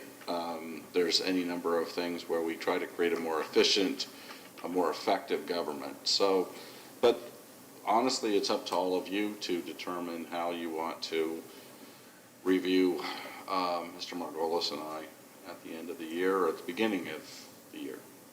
I think that would be a good beginning point, simply just stating 2 or 3 goals that you have, maybe aligning with a strategic plan.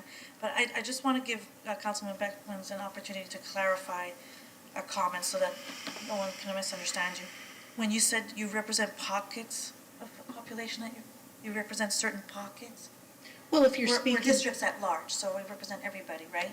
Right. No, I'm talking about if I have a goal related to small businesses in the community, or to childcare providers in the community, or something like that. Councilmember Bunker. Both men have come in very aggressively, making changes that I think are all for the positive. I've been very impressed with the work of both gentlemen. It would seem to be difficult for us to say, hey, we want you to recruit so many businesses to the city, as an example. And if you fail that, well, then that's a check against you. But I think it's a good idea to set forward some idea of where we want to go. Well, I think the strategic plan ultimately is supposed to do that. This has been the most drawn out, well, I'll just leave it at that. But if we ever get there someday, again, I think that gives you a lot of guideposts of the large strokes of what this particular council will want both the city manager and city attorney to be moving toward. We just haven't gotten there yet, unfortunately. But again, the strategic plan is hopefully going to clarify where we're going to put our money and other resources, primarily the time of staff. And that really guides the goals and objectives of what the council has on an annual basis. Tell me where you're spending your money and I'll tell you what your priorities are, you know? I mean, that's really what it comes down to. Well, I would say, one of Mr. Jennings' goals for the next year would be, we will complete the strategic planning process. It's a yes or no. It's measurable. Did we do it or not? I mean, I think that's, to me, if anybody asks me my 2 cents, that would be a wonderful goal for 2023, is to get that knocked out and do it. But, well, I think that's on his plate of things to accomplish. okay, so there's no consensus that we have, 1 to 3 goals that we all address given to us by the city manager? I think the appropriate time to do this ultimately will be when we get on the dais and do the reviews of both the attorney and the manager. And certainly you can bring forward your priorities and everybody can talk about their individual priorities and we'll see if they mesh. And if so, what we want to use as a standard for them to meet it. For the coming year? Yes. Okay, that sounds fine. Thank you. Certainly. Item 14.1, plea gifts. Yes, Mayor, this is something that the city manager and I have been talking about. This issue is a good thing, and it's something that the city manager and I agreed should be brought forward for council's consideration. Mr. Jennings has shared with me that in prior working environments, there have been retirement gifts that have been given to honor sometimes decades of service to the city. And I think that's a wonderful gesture, especially nowadays where the workforce does tend to be highly mobile. And nowadays, when you have someone who has given a lifetime of service to the city, I think it's a great thing to honor their service and to give them an appropriate gift to commemorate and to celebrate everything that they have done for the city and for our residents. However, we have an unusual legal problem when it comes to retirement gifts. The Florida law has a statute that was passed really during the Great Recession that's designed to prevent government from handing out bonuses to people. But bonus isn't necessarily the word to use because the statute is written in a way that prohibits us from giving out extra compensation for services already rendered in the past. The harm that the legislature was trying to remedy was a situation where you had certain influential or highly compensated executive employees, potentially including either city attorney or city manager, who end up just saying, you know what, instead of having a merit increase, we're just going to kick you some extra money for things that were in the past to make it retroactive. That's really what the legislature is trying to avoid and to clamp down on those situations where you had people in a position of influence who could use that influence to more or less secure extra compensation for themselves for things that happened in the past.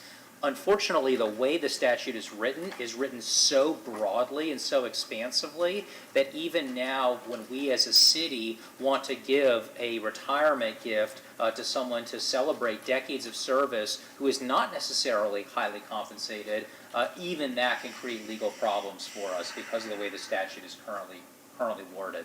So what I've suggested to the city manager, if this is something that he would like to explore, and I believe that it is that I would bring forward a recommendation to the city council that we will get an advisory opinion from the Attorney General's office. I would draft that advisory opinion request on behalf of the city council and submit that to Ashley Moody's office.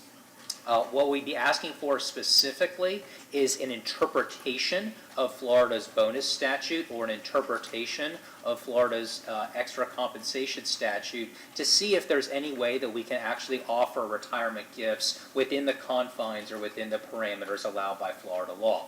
If General Moody's office responds that we can do that, it would still be up to the city manager as well as city council to decide whether you want to have a program like that. So it would not obligate us to do anything, but I do believe that it would be appropriate and wise for us to seek guidance from the Attorney General's office on this issue prior to us implementing a program like this, because this is an area that's a pretty gray area of Florida law, and candidly, I don't want to end up with egg on our face later if we say yes to a program like this, and then later on, we find out that actually it was not consistent with Florida law. So my recommendation to City Council, with Council's permission, would be that I would draft a request for an advisory opinion from the AG's office. If Council is comfortable with that, I'd be happy to circulate a draft prior to sending it to General Moody's office. It's brought as a work session item because it does not require a formal vote. As long as there's more or less consensus among Council, they are comfortable with us asking the question. That's really all I need to hear, and I could start working on it. So happy to answer any questions. Everyone good with that? Yeah. Roughly how long will it take? For me to draft it, I don't think will take that long, certainly within a couple weeks. Typically, the AG's office takes about 60 days, give or take, to give us responses, depending on what the issue is. So. Anything to add on that, Mr. Jennings? No. Okay. Mayor, I did have a few other items that I was coming back to you. Oh, were you coming back to I me? was. Isn't it nice of you? Thanks. Anything else, Mr. Margolis? No, sir. Mr. Jennings, do you have anything that you might want to add to the conversation? Thank you, sir. Speaking of the strategic plan, I think we all recognize that the process that had been created probably a year plus ago, maybe, hasn't worked. And so well, my plan is in cooperation with all of you, is to, within the next 2 months, is to bring, hopefully, to a conclusion.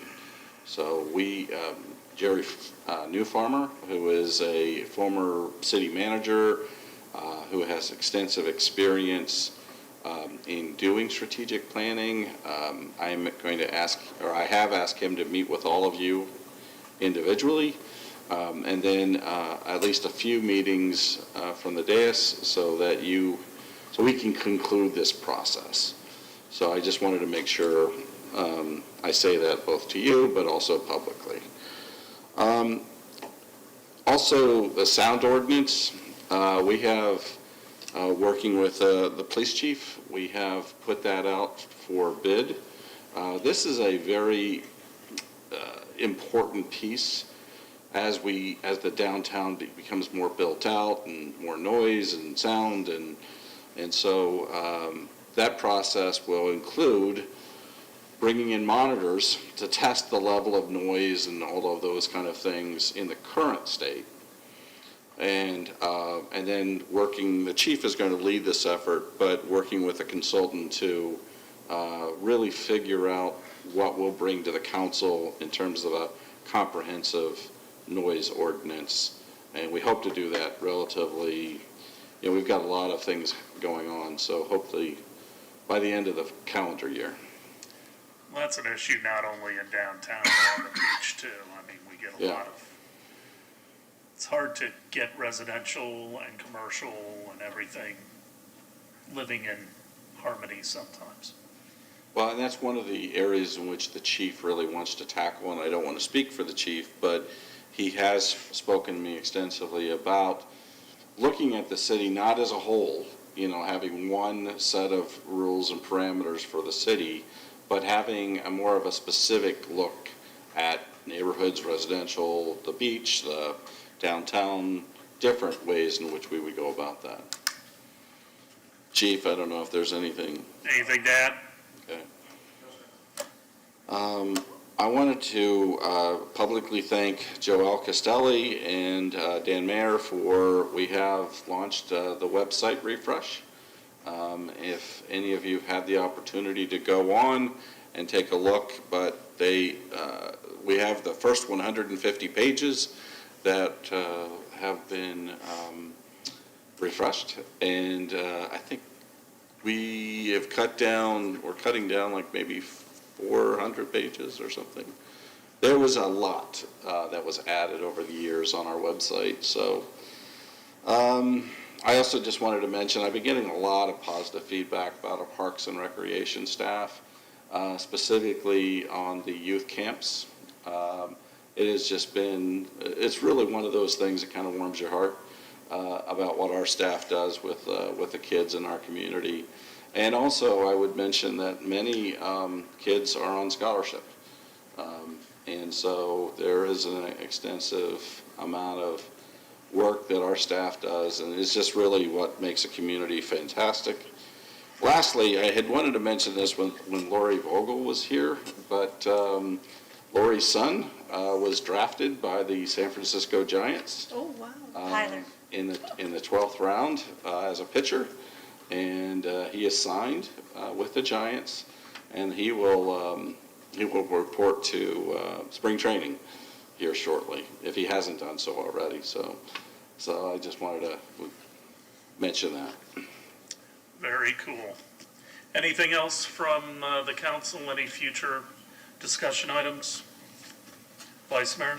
I do have one. I was hoping that we could discuss having the council, if we could discuss a letter of support to the Tourist Development Council, the TDC, in support of allocating about a third of a penny for arts and the arts community. So this is starting to be talked about in our area, and I sit on the Clearwater Arts Alliance, and I'm a non-voting board member on that, and they're going to make a push in support of that. And so I said that I would mention it to us.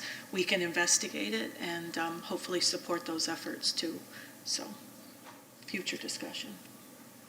It's a third well, of a I'm your penny. representative Yeah. on the TDC, so it's a little odd to send a letter from the council. We can have a discussion about it. Okay.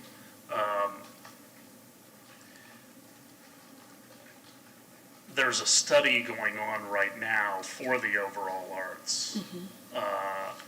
And I know that St. Pete wants to allocate the cent. It's been vacillating between a third and a half.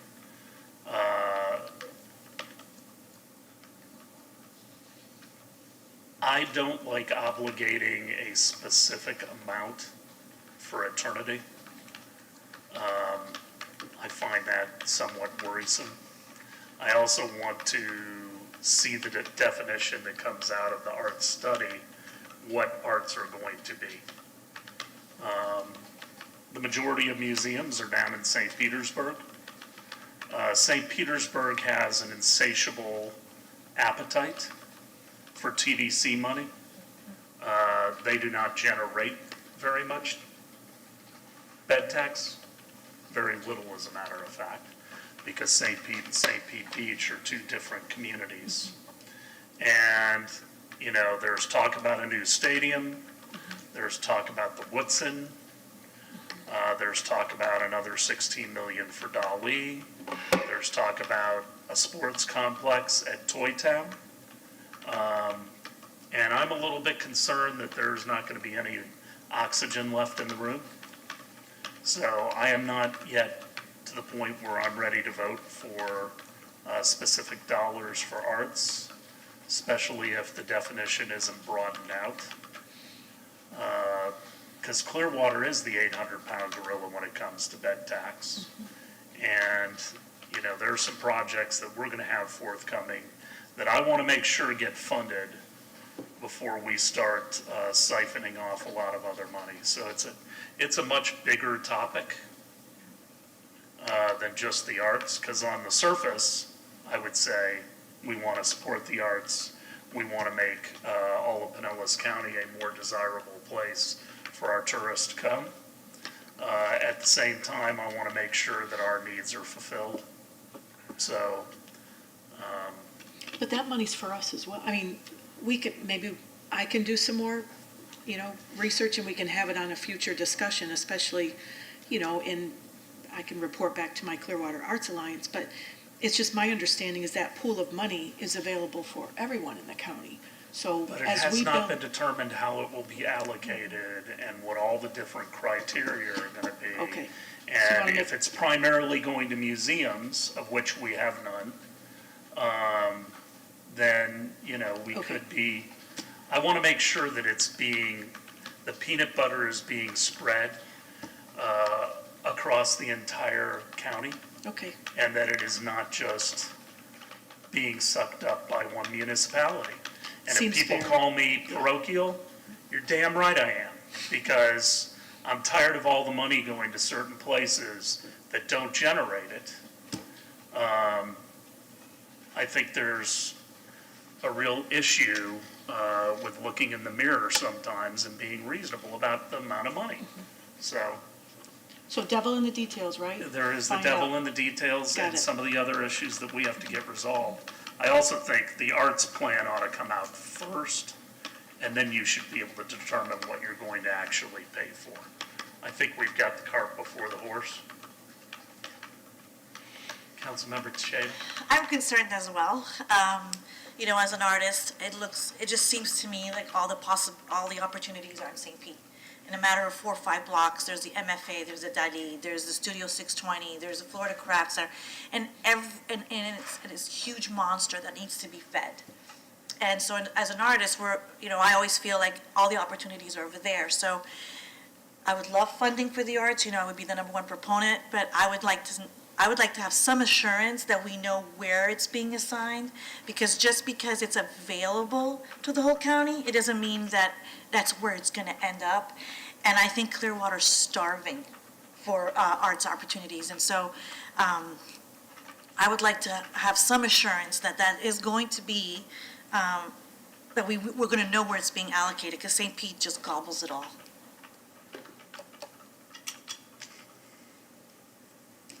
Anything else on that, Councilmember Albritton? Yeah, I just wanted to bring this up. The PSTA board voted last week to give money to give students free rides on PSTA buses using a U-Pass. If they don't have a U-Pass, they can get something from their school, but this is for extracurricular activities, kids that stay after school, which I thought was a really good plan. So we're implementing that this year. Again, Thursday night, I'll go ahead and talk about this because it's going to become available this year. And across the spectrum, anybody can use it with a U-Pass and that goes to school. So I think that's going to be very helpful. All right, anything else?